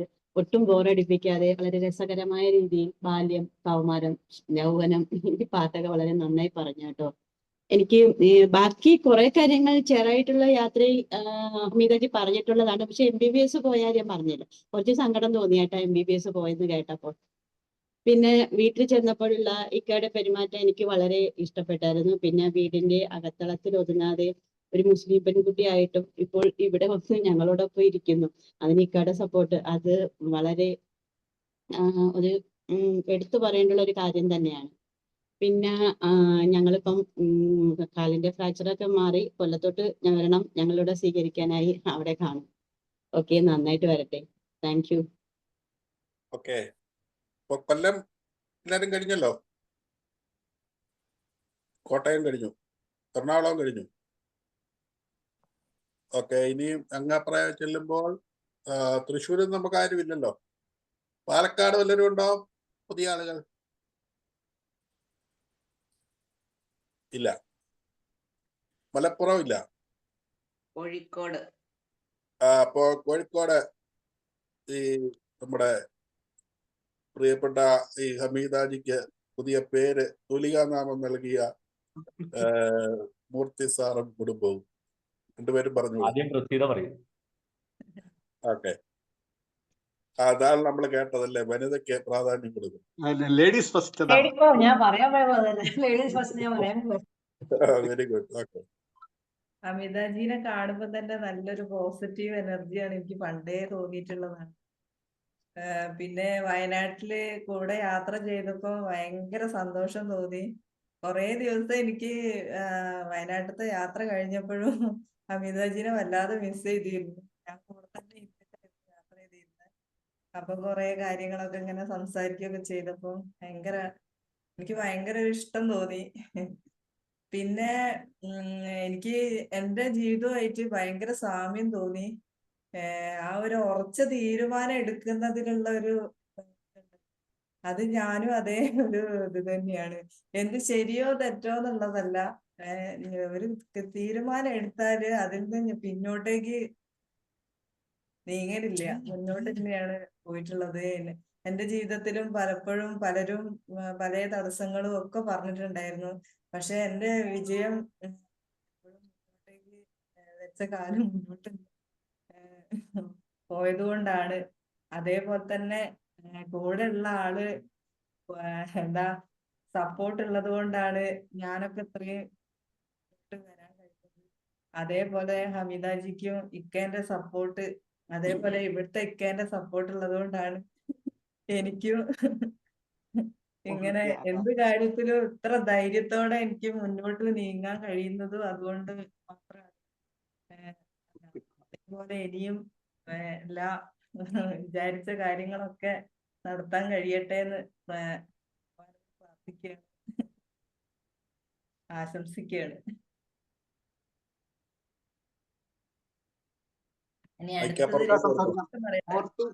സംസാരിക്കാം. ഇവിടുത്തെ രാമക്ക എന്താണ് ഇപ്പൊ പറയാന്നാണ് ആലോചിക്കുന്നത്. അതെ, ഞാൻ രണ്ടൊരു പാട്ടോടാം എന്നിട്ട് പറയാം. മധുരയ്ക്ക് പോകാതെടി അങ്ക മല്ലിപ്പൂ കണ്ണാവയ്ക്കും, തഞ്ചാവൂർ പോകാതെടി തല ആട്ടാമ ബൊമ്മ നിൽക്കും. ഞാൻ മധുരയ്ക്ക് പല പ്രാവശ്യം പോയിട്ടുണ്ട്, ഒരുപാട് പ്രാവശ്യം പോയിട്ടുണ്ട്. മധുര പോയാൽ എല്ലാം ആദ്യം കാണുന്നത് എന്താ വെച്ചാല് സ്ത്രീകളൊക്കെ തലയിൽ നല്ല മല്ലിപ്പൂ ഒക്കെ വെച്ച് നല്ല സുന്ദരികാളികൾ നടക്കുന്ന സ്ഥലമാണ്. ഭയങ്കര ലൈവായിട്ടുള്ള ഒരു സ്ഥലമാണ് മധുര. എപ്പോൾ പോയാലും അവിടെ പോയിട്ടുണ്ടെങ്കിൽ നല്ല എന്താ പറയുക, ഒരു ഫ്രഷ്നെസ് ഫീൽ ചെയ്യുന്ന ഒരു സ്ഥലമാണ് മധുര. ഇപ്പം പിന്നെ മധുര ഇപ്പം ഞാൻ പറഞ്ഞ പാട്ട് പാടിയ സൗന്ദരരാജൻ മധുരക്കാരനാണ്. പിന്നെ എനിക്ക് ഏറ്റവും ഇഷ്ടമുള്ള ഒരു ഗായിക MS സുബ്ബലക്ഷ്മി മധുരക്കാരിയാണ്. അപ്പം അങ്ങനെ മധുരയ്ക്ക് ഇപ്പം വേറൊരു പ്രാധാന്യം കൂടി വന്നിരിക്കണം, അവിടുന്ന് വേറൊരാളും കൂടി. അതാണ് പ്രശ്നം. മധുരയിൽ നിന്ന് ഹമീദാജിയുടെ സ്ഥലം കൂടി ആയിട്ട് മധുര മാറിയത് ഭയങ്കര സന്തോഷം. പിന്നെ എനിക്ക് ഓർമ്മ വന്നൊരു കാര്യം, എൻ്റെ അമ്മ എപ്പോഴും പറയാറുള്ളൊരു കാര്യമാണ് എനിക്ക് ഓർമ്മ വന്ന കാര്യം. എന്താ വെച്ചാൽ ഞങ്ങൾ 8 പേരാണ്, 4 ആൺകുട്ടികളും 4 പെൺകുട്ടികളാണ്. അപ്പോൾ ഹമീദാജി പറഞ്ഞ പോലെ അമ്മയ്ക്ക് പഠിച്ച് മുന്നോട്ട് പോകാൻ സാധിച്ചില്ല അന്നത്തെ കാലത്ത്. അപ്പോൾ അമ്മ എപ്പോഴും പറയും, എൻ്റെ സിസ്റ്റേഴ്സിനോട് പറയും, പഠിച്ച് ജോലി നിർബന്ധമായും വേണം. അമ്മയുടെ വാശിയായിരുന്നു. അങ്ങനെ 4 പേരും 4 ഉന്നതമായ ജോലികളിൽ, സത്യം പറഞ്ഞാൽ എൻ്റെ ബ്രദർ-ഇൻ-ലോസിനെക്കാളും ഉയർന്ന ജോലിയിലായിരുന്നു 4 പേരും ഉണ്ടായിരുന്നു. അപ്പോൾ അതുകൊണ്ട് തന്നെ അവർക്കൊക്കെ വളരെ ഇൻഡിപെൻഡൻ്റ് ആയിട്ട് കാര്യങ്ങൾ നീക്കാനും പിള്ളേരെ പഠിപ്പിച്ച് മുന്നോട്ട് പോകാനും സാധിച്ചു. ഞാനിത് ഹമീദാജി പറയുമ്പോൾ ഞാൻ എൻ്റെ അമ്മയെ ഓർക്കുമായിരുന്നു. അമ്മ അന്ന് എന്തുകൊണ്ട് അങ്ങനെ പറഞ്ഞത് എനിക്ക് അന്നത്തെ കാലത്ത് മനസ്സിലായില്ലായിരുന്നു. ഇപ്പം ഓരോ കാര്യങ്ങൾ പറയുമ്പോഴാണല്ലോ നമുക്ക് മനസ്സിലാവുന്നത്. ജീവിതത്തിലെ അനുഭവങ്ങൾ കൊണ്ടായിരിക്കും അവരൊക്കെ അങ്ങനെ പറഞ്ഞിട്ടില്ലെന്ന് വിചാരിക്കണം.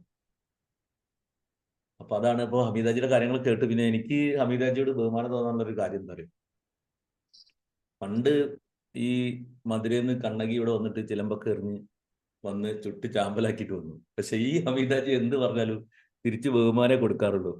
അതാണ് എനിക്ക് ഹമീദാജിയുടെ തോന്നിയിട്ടുള്ള ഏറ്റവും വലിയ ബഹുമാനം. എന്ത് പറഞ്ഞാലും ഹമീദാജി അത് പോസിറ്റീവായിട്ട് എടുക്കും. അപ്പൊ ചിലരൊക്കെ പറയുമ്പോൾ വളരെ മോശമായിട്ടൊക്കെ പറയുമ്പോഴും ഹമീദാജി അത് വളരെ പോസിറ്റീവായിട്ട് എടുക്കും. അപ്പൊ അതാണ് ഹമീദാജിയുടെ ഒരു പ്രത്യേകത. അപ്പം ഹമീദാജിക്ക് എല്ലാ ആശംസകളും ജീവിതത്തിൽ എല്ലാ കടമ്പകളും കടന്നു കഴിഞ്ഞു. ഇനി നല്ലതേ വരാനുള്ളൂ. അതുകൊണ്ട് ഇനി അപ്പോയിന്റ്മെന്റ് ഒക്കെ എടുത്ത് ഹമീദാജി കാണേണ്ടി വരുന്ന ഒരു കാലത്തിന് വേണ്ടി ഞാൻ കാത്തിരിക്കും. ഓക്കെ. Thank you. ഇനി കോഴിക്കോടുകാരും അപ്പുറേ കണ്ണൂർ ബിന്ദുജി. Okay sir. ആദ്യം തന്നെ ഇങ്ങനൊരു പ്രോഗ്രാം നമ്മുടെ ഈ ഗ്രൂപ്പിൽ തുടങ്ങിയതിന് തുടങ്ങിയ ഇതിന്റെ സംഘാടകരോട് നന്ദി പറയുന്നു. കാരണം ഇങ്ങനൊരു, അതായത് ജീവിതം ഞങ്ങളെ എന്ത് പഠിപ്പിച്ചു ആ ഒരു പ്രോഗ്രാം ഉള്ളത് കൊണ്ടാണ് നമുക്ക് ഇങ്ങനെ ഓരോരുത്തരെ പറ്റി കൂടുതലായിട്ട് അറിയാൻ പറ്റുന്നത്. അപ്പോൾ ഹമീദാജി തന്നെ ആ ഓരോ സ്റ്റേജസ് ആയിട്ട്, ബാല്യം, കൗമാരം, അങ്ങനെ ഓരോ സ്റ്റേജസ് ആയിട്ട് പറയുമ്പോൾ നമുക്ക് എല്ലാ കാര്യങ്ങളും വളരെ അടുക്കും ചിട്ടയോടും കൂടിയിട്ട് നമുക്ക് ഓരോരുത്തരെ പറ്റി അറിയാൻ സാധിക്കുന്നു. അപ്പൊ അതുപോലെ തന്നെ കല്യാണം കഴിഞ്ഞിട്ട് പോലും ഇങ്ങനെ പഠിച്ച് ഒരു ജോലി നേടാനുള്ള ഒരു നിശ്ചയദാർഢ്യം, അത് വളരെ അഭിനന്ദനാർഹമാണ് ഹമീദാജിയുടെ ആ ഒരു തീരുമാനം. അപ്പൊ അതിന് ആ വീട്ടുകാരുടെ കൂടി സപ്പോർട്ടുള്ളത്, അതുകൊണ്ടാണ് നമുക്ക് ആ ഒരു കാര്യം, ഹമീദാജിക്ക് ആ ഒരു കാര്യം നേടിയെടുക്കാൻ സാധിച്ചത്. എന്തായാലും ഇനിയുള്ള അടുത്ത 10ലും കൂടുതൽ നേട്ടങ്ങൾ നേടിയെടുക്കാൻ ഹമീദാജിക്ക് സാധിക്കട്ടെ. നമ്മൾ ആദ്യമായിട്ട് കാണുന്നത് നമ്മൾ വയനാട് വെച്ചാണ്. അപ്പം അതിനു മുമ്പ് എനിക്ക് കാണാൻ പറ്റിയില്ല. അപ്പൊ അന്ന് കൂടുതൽ നമുക്ക് നേരിട്ട് പരിചയപ്പെടാൻ സാധിച്ചു. എന്തായാലും ഇനിയും കൂടുതൽ കാര്യങ്ങൾ നേടിയെടുക്കാൻ ദൈവം അനുഗ്രഹിക്കട്ടെ. ഹമീദാജി എല്ലാവിധ ആശംസകളും നേരും. ഓക്കെ, കണ്ണൂരുകാര് വേറെ? ലീന. സർ ഞാൻ പറയാം. ശരിക്കും സാർ ഒരു സിനിമ കണ്ടിരിക്കുന്ന പോലെയാ കണ്ടിരിക്കുന്നത്. കംപ്ലീറ്റ് പറച്ച എല്ലാവരും ഹമീദാജി പറഞ്ഞതിന് ശേഷം ബാക്കിയുള്ളവർ പറയുന്നത് കൂടി ഭയങ്കര ഇൻട്രസ്റ്റിംഗ് ആയിട്ട് തോന്നുന്നു. അപ്പൊ എനിക്കിന്ന് സ്കൂളിൽ പോണ്ടതാണ്, ഫ്ലൈ ഹോസ്റ്റിംഗ് ഒക്കെ ഉണ്ട്. എന്നാലും ഞാനിങ്ങനെ ഇത്രയും സമയം വെയിറ്റ് ചെയ്തിരിക്കുന്നത്, എല്ലാവരും പറയുന്നത് കേൾക്കട്ടെ എന്ന് കരുതിയാണ് കാത്തിരിക്കുന്നത്. അപ്പോൾ ഹമീദാജി തുടക്കത്തിൽ തന്നെ എല്ലാവരും എൻ്റെ ഫ്രണ്ട്സ് എന്ന് പറഞ്ഞിട്ടാണ് അഭിസംബോധന ചെയ്യുന്നത് എന്ന് പറഞ്ഞു. ശരിക്കും ഹമീദാജിയുടെ സ്വഭാവം വെച്ച് നോക്കുവാണെങ്കിൽ എല്ലാവരെയും ഫ്രണ്ട്സ് ആയിട്ട് തന്നെയാണ് ഹമീദാജി കാണുന്നത്. ഞാനും പരിചയപ്പെട്ടത് വയനാട്ടിലെ ടൂർ പ്രോഗ്രാമിലാണ് കണ്ടത്. പിന്നെ എനിക്ക് പറയാനുള്ളത്, രാധാജി പറഞ്ഞതുപോലെ ഞങ്ങൾക്കൊക്കെ എല്ലാ സാഹചര്യങ്ങളും ഉണ്ടായിട്ട് കൂടി അന്നത്തെ കാലത്ത് ഞങ്ങൾക്കൊരു മെഡിസിൻ ചേരുവാന്നൊക്കെ നമുക്ക് അങ്ങനെ ഒരു എയിം പോലും ഇല്ല. എല്ലാ സാഹചര്യങ്ങളും ഉണ്ട്, എന്നാലും നമ്മൾ അത്യാവശ്യം ഒരു ഡിഗ്രി, ഒരു PG, ഒരു BEd ഇത് മാത്രമേ മുന്നിലുള്ളൂ. പക്ഷെ അന്നും ഹമീദാജി ഒരു മെഡിസിൻ ഫീ, അതായത് MBBS ചേരണം എന്നുള്ള മോഹം കൊണ്ട് അതിന്റെ വക്ക് വരെ എത്തി, അതിൽ നിന്ന് തട്ടിമാറ്റി എന്നൊക്കെ പറയുമ്പോൾ ഭയങ്കര ഒരു, ശരിക്കും രാധേച്ചി പറഞ്ഞതുപോലെ ഒരു കരച്ചിലാ വന്നേ. അങ്ങനെ ഒരു സാഹചര്യത്തിൽ നിന്ന് പുറകോട്ട് പോയി എന്നുള്ളൊരു അവസ്ഥ കേട്ടപ്പോൾ. പിന്നെ എനിക്ക് പറയാനുള്ളത്, എന്ത് പറഞ്ഞാലും മൂർത്തിജി പറഞ്ഞതുപോലെ എല്ലാറ്റിനെയും ഒരു പോസിറ്റീവായിട്ട് എടുക്കുന്ന ഒരു സ്വഭാവമാണ് ഹമീദാജിക്ക് കാണാറുള്ളത്. ഞാനൊക്കെ യോഗയിൽ വന്ന് യോഗ ചെയ്തു അങ്ങ് പോവാന്നല്ലാതെ, പക്ഷെ എല്ലാവരുടെ കൂടെ നിന്നിട്ട് വർത്താനം പറഞ്ഞ് എല്ലാ പരിപാടികളും ആസ്വദിച്ച്, എനിക്ക് തോന്നുന്നു എല്ലാ ടൂർ പ്രോഗ്രാമുകളും അതുപോലെ എല്ലാവരുടെ വീടുകൾ വിസിറ്റ് ചെയ്യുന്നതിലും ഒക്കെ മുന്നിൽ നിൽക്കുന്ന ഒരു വ്യക്തിയാണ് ഹമീദാജി എന്നാ മനസ്സിലാക്കാൻ പറ്റിയിട്ടുള്ളത്. അതൊക്കെ വളരെയധികം സന്തോഷം തോന്നുന്നു. പിന്നെ എന്ത് പറഞ്ഞാലും കുടുംബത്തിന്റെ സപ്പോർട്ട് ഇല്ലാത്ത ഒരു കാര്യവും മുന്നോട്ട് പോകാൻ പറ്റില്ല. ഹസ്ബൻഡ് മുന്നിൽ, ചിലവരെ മുന്നിൽ നിന്ന് പറയില്ലായിരിക്കും, പിന്നിൽ നിന്ന് ഫുൾ സപ്പോർട്ട് തരുന്നുണ്ടായിരിക്കും. അതുകൊണ്ട് മാത്രമാണ് ഹമീദാജിക്ക് എല്ലാ തരത്തിലും മുന്നോട്ട് പോകാൻ പറ്റുന്നത്. എന്തായാലും really motivating. All the best Hameedaji. Thank you Leenaji. ഈ കാനഡയിലേക്ക് മൈക്ക് വിടട്ടെ? ബാക്കി എല്ലാവരും കഴിഞ്ഞെന്ന് വിചാരിക്കും. അല്ല, ഇനി ഒരാളും കൂടെ ഉണ്ട്, മറ്റേ പിന്നെ രജനി ഉണ്ട്. രജനി. ഓക്കെ. രജനി മാമുണ്ടോ?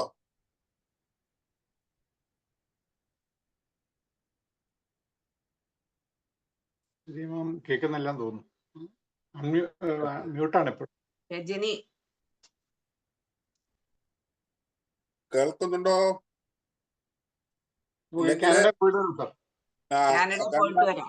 കാനഡയിൽ പോയി വരാം.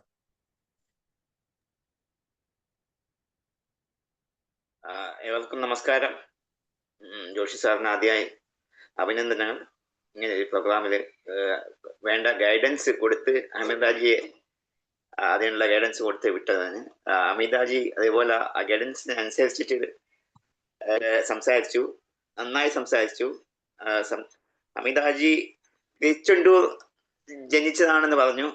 തിരുച്ചെണ്ടൂരല്ലേ ജനിച്ചത്? തിരുച്ചെന്തൂരിന്റെ അടുത്ത് ഉടൻകുടി എന്ന് പറയും.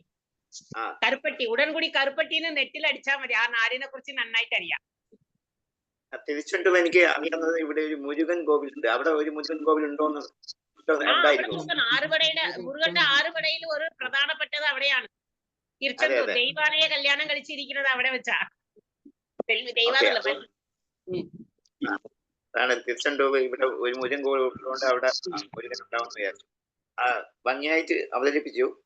പിന്നെ പലതിലും നമ്മൾ റിസ്ക് എടുത്ത് മുന്നോട്ട് പോയാൽ അല്ലേ നമുക്ക് പുരോഗതി ഉണ്ടാവുള്ളൂ. ഹമീദാജി അതേപോലെ പല റിസ്കുകളും എടുത്തു, പല വീഴ്ചകളുണ്ടായി, വീഴ്ചകളിൽ നിന്ന് ഉയർന്ന് വരാൻ സാധിച്ചു. അതേപോലെ പഠിക്കാനുള്ള ഏത് പ്രായത്തിലും പഠിക്കാൻ പറ്റും, ഇനിയും പഠിക്കാം, അതിന് പിന്നോട്ട് നിൽക്കേണ്ട ആവശ്യമില്ല. ഒന്നുകൂടി ഓർമ്മിപ്പിക്കുകയാണ്. ഇനിയും പുരോഗതി ഉണ്ടാകട്ടെ, കുടുംബത്തിന് എല്ലാ ആശംസകളും അഭിവൃദ്ധിയും ഉണ്ടാകട്ടെ. ഇക്കായ്ക്കും എല്ലാവിധ അഭിനന്ദനങ്ങളും എല്ലാ സപ്പോർട്ടും തന്നതിന് എല്ലാത്തിനും നന്ദി, അനുഗ്രഹങ്ങൾ ചെയ്യട്ടെ. ഓക്കെ, ശുഭാജി ഉണ്ടോ? ശുഭാജി അസുഖമാണ് ഇന്ന്. ഓൾഡായിട്ട് സംസാരിക്കാൻ പറ്റില്ല. ഓക്കെ ഓക്കെ, കുഴപ്പമില്ല. ഓക്കെ, പിന്നെ മറ്റേ രജനി മാം ഉണ്ടോ? ഇല്ല. ഓക്കെ, ഞാൻ ധന്യനായി. സന്തോഷം. എല്ലാരും പറഞ്ഞ നല്ല വാക്കുകളുണ്ട്, അതെല്ലാം ഞാൻ ഒന്നും ആവർത്തിക്കുന്നില്ല. അതിനോടെല്ലാം ഞാനും ചേരുകയാണ്. ദൈവാനുഗ്രഹങ്ങൾ ധാരാളമായി ഉണ്ടാകട്ടെ. ഞങ്ങളോടൊപ്പം ആകുവാൻ തന്ന ഒരു വലിയ അനുഗ്രഹമായിട്ട് കാണുകയാണ്. എത്ര സുന്ദരമായിരുന്നു! ആ ഒറ്റ വാക്ക് മാത്രമേ ഞാൻ പറയുന്നുള്ളൂ. ഇത്ര അനർഗളമായിട്ട് ഇനിയും വേണേലും മണിക്കൂറുകൾ പറയും, വേണമെങ്കിൽ പറയാൻ പറ്റും. അതുപോലെ പറഞ്ഞു. എന്തോ അമേരിക്കയിൽ പോയില്ലല്ലോ? അമേരിക്ക പിലോജി വെയിറ്റിംഗ് ആണ്. വരുന്നുണ്ട്. അപ്പൊ അത്രയ്ക്കുള്ള വലിയ നന്ദിയുണ്ട്, സന്തോഷമുണ്ട്.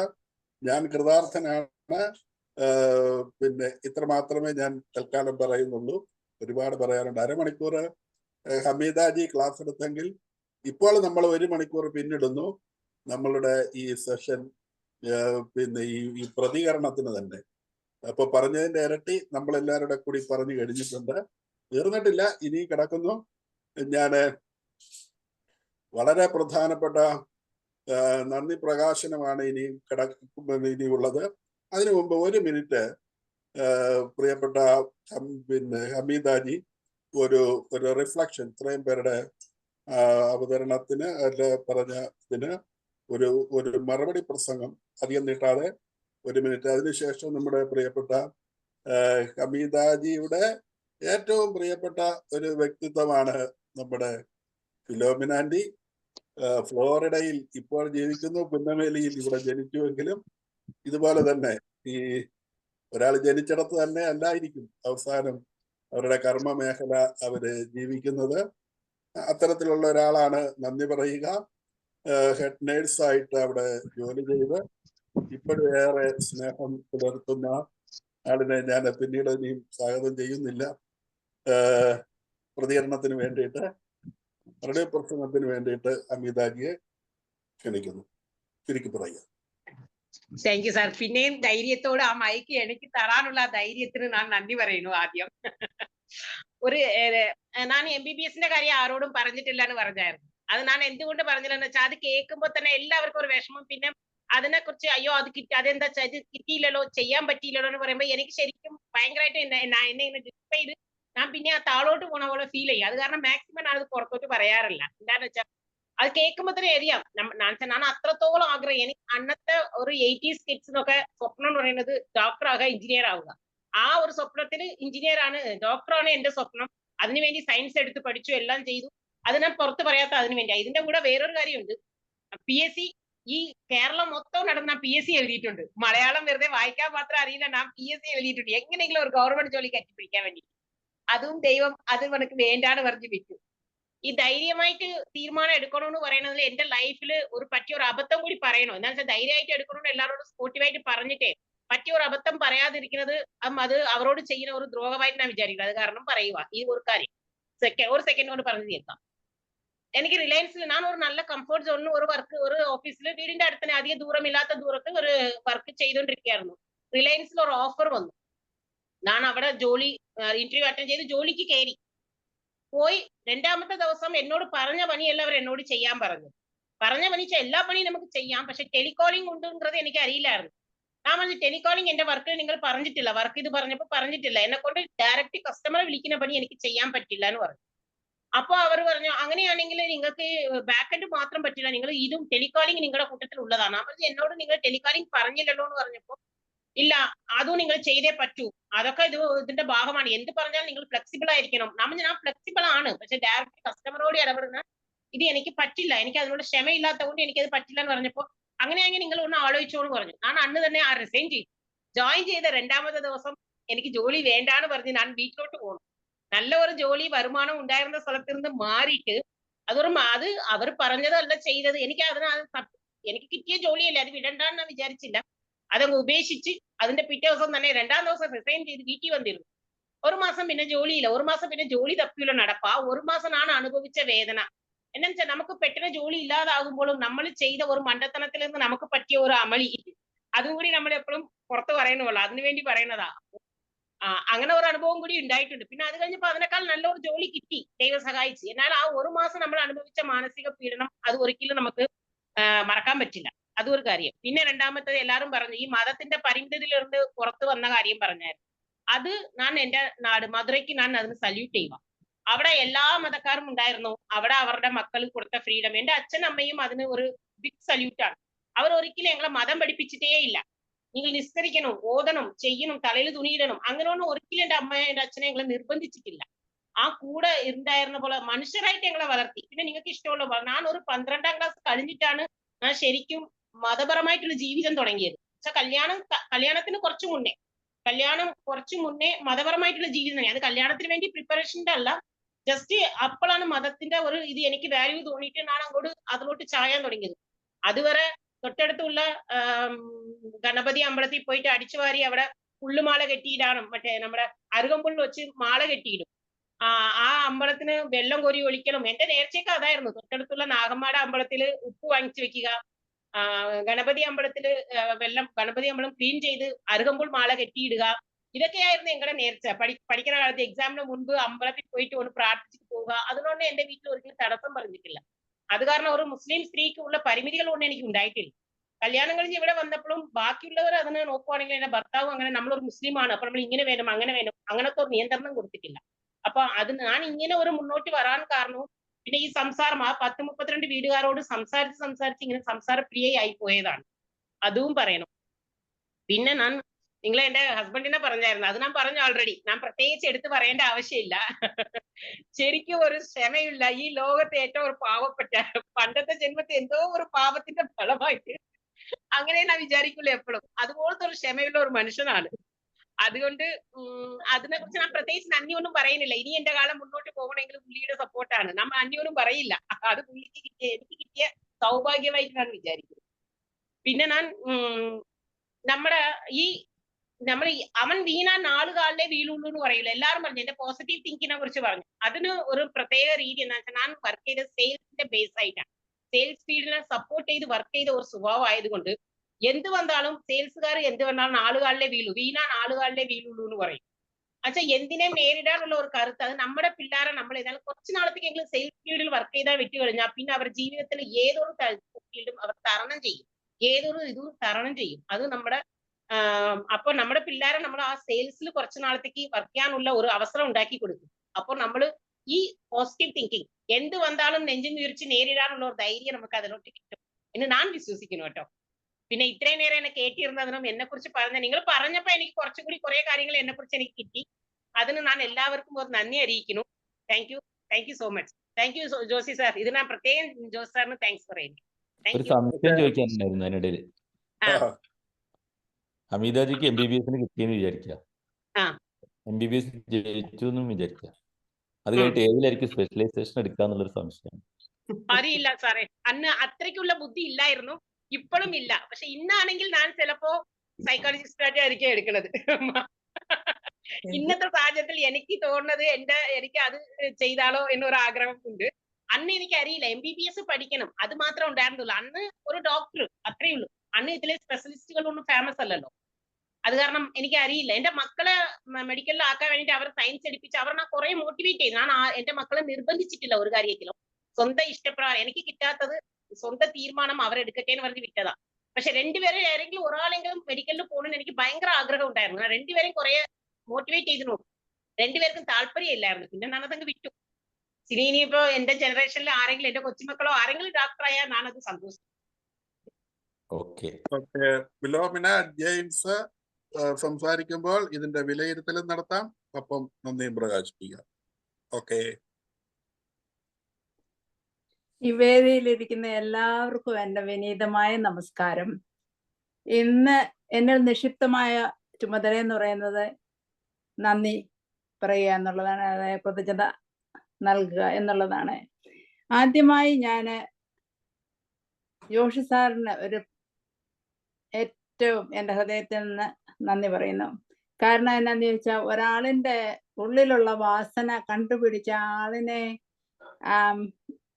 ഇതിലേക്ക് കൊണ്ടുവരിക, ഈ പരിപാടിയിലേക്ക് കൊണ്ടുവരിക എന്നുള്ളത് ഒരു പ്രത്യേക കഴിവ് തന്നെയാണ്. അത് സാറിന് നല്ലപോലെ ഉണ്ട്. അതുകൊണ്ട് സാറിന് പ്രത്യേക നന്ദി അതിനെ ഞാൻ പറയുന്നു. പിന്നെ ഹമീദാജിയെ കുറിച്ച് എല്ലാവർക്കും പറയാനുള്ളത് ആ പോസിറ്റീവ് വൈബാണ്. എല്ലാവരും പറഞ്ഞത് ഇന്നതാണ്. പിന്നെ എല്ലാവരുടെയും ആശംസകളും, അതുപോലെ തന്നെ ഹമീദാജി ഫ്രണ്ട്സ് എന്ന് പറഞ്ഞ പോലെ ഫ്രണ്ട്സിനോട് നമുക്കെല്ലാം തുറന്നു പറയാനൊക്കത്തുള്ളൂ. ഒരു ഫാമിലി ആണെങ്കിലും നമുക്ക് അതുപോലെ തുറന്നു പറയാനൊക്കത്തില്ല. അതുപോലെ എല്ലാവരെയും ഫ്രണ്ട്സായിട്ട് കരുതുന്ന ഒരാളാണ്. ഇപ്പൊ ഹമീദാജിയെ കുറിച്ച് ഞാൻ പിന്നെ പറയാം. എനിവേ, ജോഷി സാറിന് വളരെയേറെ നന്ദി. പിന്നെ രണ്ടാമതായിട്ട് സ്വാഗത പ്രസംഗം നടത്തിയ റിട്ടയേർഡ് സബ് ഇൻസ്പെക്ടർ, നമ്മുടെ എല്ലാം സ്നേഹഭാജനമായ KP ബാസി സാറിനും എന്റെയും പുനർനവയുടെയും നാമത്തിൽ നന്ദി രേഖപ്പെടുത്തിക്കൊള്ളുന്നു. ഇനിയും നമ്മുടെ സുഹൃത്ത് ഹമീദാജി പറഞ്ഞ ഓരോ ഡെക്കേഡും, പുള്ളിയുടെ ലൈഫിലെ ഓരോ ഡെക്കേഡിലും ഉണ്ടായ സംഭവങ്ങൾ വളരെ നന്നായി വിവരിച്ച് എല്ലാവർക്കും അത് വളരെ ഉത്തേജനം നൽകിയൊരു ഇതാണ്. ഞാൻ ഓർക്കായിരുന്നു ഈ ഹമീദാജിയുടെ പ്രഭാഷണം ഞാനൊരു 20 വയസ്സ് കേട്ടായിരുന്നു, ഞാൻ ഇതിനെക്കാട്ടി ബെറ്റർ ആയിരുന്നു. കാരണം ഓരോ ഡെക്കേഡിലും ഹമീദാജി എല്ലാം തരണം ചെയ്ത്, എന്നിട്ട് അവസാനം തിരുനെൽവേലിയിൽ നിന്ന് എറണാകുളത്ത് വന്ന് അവിടുത്തെ ആ വാസം, അവിടെ ഒരു ജോലി വാങ്ങിക്കണം, ഒരു കുടുംബ സ്ത്രീയായിട്ട് വന്നിട്ട് ആ കുടുംബത്തെ നയിക്കുന്ന ഒരു ആളായിട്ട് ഇന്ന് മാറിക്കഴിഞ്ഞിരിക്കുന്നു. അതിനെല്ലാം ഹമീദാജിയുടെ ആ ധൈര്യവും ആ കരുത്തും ആ പ്രത്യേക ഹമീദാജി നമ്മുടെ അടുത്തുണ്ടെങ്കിൽ നമുക്കൊരു പ്രകാശം പരത്തുന്ന ഒരു സൂര്യപ്രകാശം പോലെയാണ് നമ്മുടെ അടുത്ത് ഹമീദാജി നിൽക്കുമ്പോൾ. കാരണം ഹമീദാജിയുടെ സംസാരവും, ഹമീദാജിക്ക് ഉള്ളിൽ ഭയങ്കര ഇന്നസെൻസ് ആണ് പുള്ളിയുടെ. നല്ല ഒരു മനുഷ്യസ്നേഹിയാ പുള്ളി. കാരണം ആരുടെ എന്ത് കാര്യമാണേലും പുള്ളി ഏറ്റെടുത്ത് ചെയ്യും, അവരെ സഹായിക്കാൻ ഏത് വിധത്തിലും. അങ്ങനെ പല ഗുണങ്ങളും ഞാൻ ഈ ഹമീദാജിയിൽ കണ്ടിട്ടുണ്ട്. നല്ലൊരു മനുഷ്യസ്നേഹി, നല്ലൊരു ഫ്രണ്ട്, നല്ല ധൈര്യശാലി. അതുപോലെ തന്നെ കോമഡി പറയാനാണെങ്കിലും പുള്ളിക്ക് തക്ക സമയത്ത് പറയാനുള്ള കോമഡി പറഞ്ഞ് നമ്മുടെ എല്ലാം മുഖത്തൊരു നമ്മളെ ചിരിപ്പിക്കാൻ നല്ലൊരു കഴിവുണ്ട്.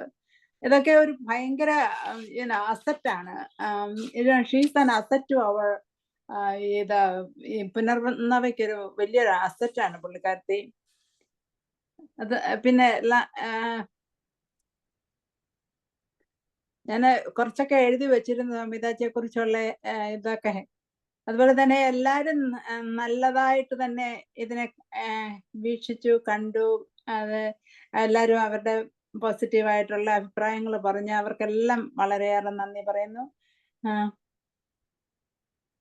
അതുപോലെ തന്നെ ഞാൻ നാട്ടിൽ വന്നപ്പോഴാണെങ്കിൽ തന്നെ വരുന്നതിന് മുമ്പ് പ്രദീപ് സാറിന്റെ വീട്ടിൽ പോകുന്ന കാര്യം പറഞ്ഞു. അപ്പൊ ഞാൻ എന്താ ഹമിതാജിയോട് പറഞ്ഞു ഞാൻ വന്നിട്ട് വന്നാ മതി എന്ന് പറഞ്ഞു. അങ്ങനെ പുള്ളി എന്നെ കാണാൻ എറണാകുളത്ത് നിന്ന് നേരം വെളുക്കുന്നതിന് മുമ്പ് എനിക്ക് ഓർക്കാൻ കൂടി പോയ പത്തിരിയും ചിക്കൻ കറിയും എല്ലാമായിട്ടാണ് എന്നെ കാണാൻ വന്നപ്പോ ഞാൻ അന്താളിച്ചു പോയി. എന്റെ കയ്യിൽ ഒന്നുമില്ല പാവത്തിന് കൊടുക്കാൻ പോലും ഞാനിങ്ങനെ വല്ലാതെ വിഷമിച്ചു പോയി. പിന്നെ അതുപോലെ തന്നെ രാധാജി പറഞ്ഞ പോലെ MBBS അഡ്മിഷൻ കിട്ടിയപ്പം അതിന് പോകാനൊക്കാഞ്ഞതും കുടുംബം പ്രഷർ ചെയ്ത് നമുക്ക് അതിന് പോകാതെ കെട്ടിച്ചു വിട്ട കാര്യങ്ങളൊക്കെ സത്യം പറഞ്ഞാൽ ഞാൻ ഹമീദാജി നമിക്കുന്നു കേട്ടോ. ഞാനായിരുന്നെങ്കിൽ എന്റെ വീട് തകർത്തേനെ. സത്യമായിട്ടും ഞാൻ ഹമീദാജിയെ സത്യമായിട്ടും നമിക്കുന്നു അതിന്. അല്ല ഞാൻ മനസ്സിൽ വിചാരിച്ചു ഒരു ഡോക്ടർ ആയിരുന്നെങ്കിൽ എന്തോ സൂപ്പർ ഒരു ഡോക്ടർ ആയിരുന്നു, എന്തോ ഒരു ആതുര മനുഷ്യ സ്നേഹിയാണ്. അപ്പൊ എന്തൊരു നല്ല സേവനമായിരുന്നു മറ്റു ഡോക്ടർ. ഞാൻ ഒരേ ഒരു കാര്യം പറഞ്ഞോട്ടെ. എന്റെ അച്ഛന് പേടിയായിരുന്നു. കല്യാണ സമയത്ത് നമ്മുടെ അടുത്ത് സമ്മതമാണോന്ന് ചോദിച്ചിട്ട് ഒപ്പിടാൻ പറയണം. ഞാൻ അച്ഛനെ ഭീഷണിപ്പെടുത്തി. എന്നെ പഠിപ്പിച്ചില്ലല്ലോ, ഞാൻ സമ്മതം ഇല്ലാന്ന് പറഞ്ഞു ഒപ്പിടില്ലാന്ന് പറഞ്ഞു ഭീഷണിപ്പെടുത്തി. എന്നോട് എന്റെ മാമാവും എന്റെ അച്ഛന്റെ പെങ്ങളുടെ ഭർത്താവും ആ ഉസ്താദും അടുത്ത് വന്നപ്പോ അവരോട് അച്ഛൻ പറഞ്ഞു സമ്മതമാണോന്ന് ചോദിക്കേണ്ട, ഒപ്പിടാൻ പറഞ്ഞാൽ മാത്രം മതി എന്ന് പറഞ്ഞു. കഴിഞ്ഞപ്പോ അച്ഛൻ കരഞ്ഞു. അച്ഛൻ വിചാരിച്ചു ഞാൻ പറയും. ഞാൻ പറഞ്ഞെന്ന് പറഞ്ഞാൽ ഞാൻ പറയൂന്ന് പറഞ്ഞാൽ പറയും. അച്ഛന് നല്ല പേടിയായിരുന്നു. ഇവള് എല്ലാവരുടെ മുമ്പിൽ വെച്ച് സമ്മതം ഇല്ലാതെ പറഞ്ഞ് നാണം കെട്ടു എന്ന് പറഞ്ഞ അച്ഛൻ ഉറപ്പിച്ചിരിക്കായിരുന്നു. അമ്മയോട് പറഞ്ഞു അവളങ്ങനെ ചെയ്താണ് ചാവ് കേട്ടോ. എന്റെ മുഖത്ത് എന്നോട് വന്ന് കുത്തു കൊടുത്തപ്പോ അച്ഛന്റെ മുഖത്ത് നോക്കി അച്ഛന്റെ കണ്ണ് നിറഞ്ഞിരിക്കുകയാണ്. വേഗം ഒപ്പിട്ട് കൊടുത്തു. അപ്പൊ തന്നെ അച്ഛൻ ഇങ്ങനെ എന്റെ കല്യാണം ഇതിൽ കണ്ടാ അറിയാം അച്ഛൻ ഇങ്ങനെ കറിയും അവിടെ ഇരുന്നിട്ട്. അതുപോലെ അത് കിട്ടാത്തതിൽ ഇപ്പഴേ സന്തോഷിക്കുന്നു. അന്ന് അത് കിട്ടാതിരുന്നത് കൊണ്ടാണ് നിങ്ങളെയൊക്കെ പരിചയപ്പെടാനും ഇങ്ങനെ ഒരു നല്ലൊരു ഭർത്താവും മക്കളും കിട്ടാനായിട്ട് നിങ്ങൾ പരിചയപ്പെടാൻ പറ്റിയത് അത് കിട്ടാതിരുന്നത് കൊണ്ട് മാത്രമാണ്. Thank you. അതുപോലെ തന്നെ ഇക്ക ഭയങ്കര പ്രചോദനം തന്ന് പുള്ളിയെ മുമ്പോട്ട് വിടും. അത് വളരെ ഒരു പോസിറ്റീവ് തിങ് ആണ്. ഇക്കായ്ക്ക് ഇച്ചിരി സോഷ്യൽ ആങ്സൈറ്റി ഉണ്ട്. അത് ഒരു നാച്ചുറൽ തിങ് ആണ്, ചിലർക്കൊക്കെ ഉള്ളതാണ്. അതെന്റെ ഭർത്താവിനും ഉണ്ട്, ഇല്ലാന്നല്ല. സോഷ്യൽ ആങ്സൈറ്റി ഉണ്ട്. സോ ഇങ്ങനെ ഒത്തിരി അറിയാൻ പറ്റാത്തവരോടൊന്നും ആദ്യം സംസാരിക്കുകയോ അങ്ങനെയൊന്നും ചെയ്യത്തില്ല. അതുകൊണ്ട് ഒരു പക്ഷെ എന്നാലും ഭയങ്കര കംപ്ലീറ്റ് സപ്പോർട്ടാണല്ലോ. എല്ലാത്തിനും ഹമീദാജിക്ക് വളരെയേറെ നന്ദി പറയുന്നു കേട്ടോ. എന്റെ ഹൃദയത്തിൽ നിന്നും പുനർനവയുടെ നാമത്തിലും നന്ദി. ലാസ്റ്റ് ബട്ട് ലീസ്റ്റ്, ഇവിടെ ഈ വേദിയിൽ ഇരുന്ന് ഇത്രയും നേരം എല്ലാം സഹിച്ച കാണികൾക്ക് എത്രയും എന്റെ സ്നേഹഭാജനമായ എല്ലാവർക്കും എന്റെ ഹൃദയത്തിൽ നിന്നും പുനർനവയുടെ നാമത്തിലും നന്ദി പറയുന്നു. ഇതുകൊണ്ട് ഈ കലാപരിപാടി ഇവിടെ അവസാനിച്ചിരിക്കുന്നുവെന്ന് വളരെ നന്ദിയുണ്ട്. അടുത്ത ഫെബ്രുവരി 23 പ്രത്യേകം നന്ദി പറയണം. ഇത്രയും നേരം ക്ഷമയോടെ എല്ലാരും ഇരുന്ന് അവസാനം വരെ ഇരുന്ന ഓരോരുത്തർക്കും ഞാൻ പ്രത്യേകം നന്ദി പറയുന്നു. അപ്പോ ഫെബ്രുവരി 23 അടുത്ത സുഹൃത്തിനെ നമ്മൾ കേൾക്കും. ഇവിടെ ഈ ഗ്രൂപ്പിലുള്ള എല്ലാവരും ഏതെങ്കിലും ഒരു മാസത്തിൽ ഇപ്പൊ തന്നെ പ്രിപ്പയർ ചെയ്ത് തയ്യാറെടുക്കുക. നന്നായി പരിചയപ്പെടാനും ഒക്കെ പറ്റുന്ന ഒരു അവസരമാണ് അവതരിപ്പിക്കാൻ. ഓക്കെ, അപ്പൊ ഹമീദാജി ഒരു സംശയം ചോദിക്കട്ടെ? എന്തും എല്ലാവരുടെയും ജീവിത കഥയാണോ പറയണ്ടേ?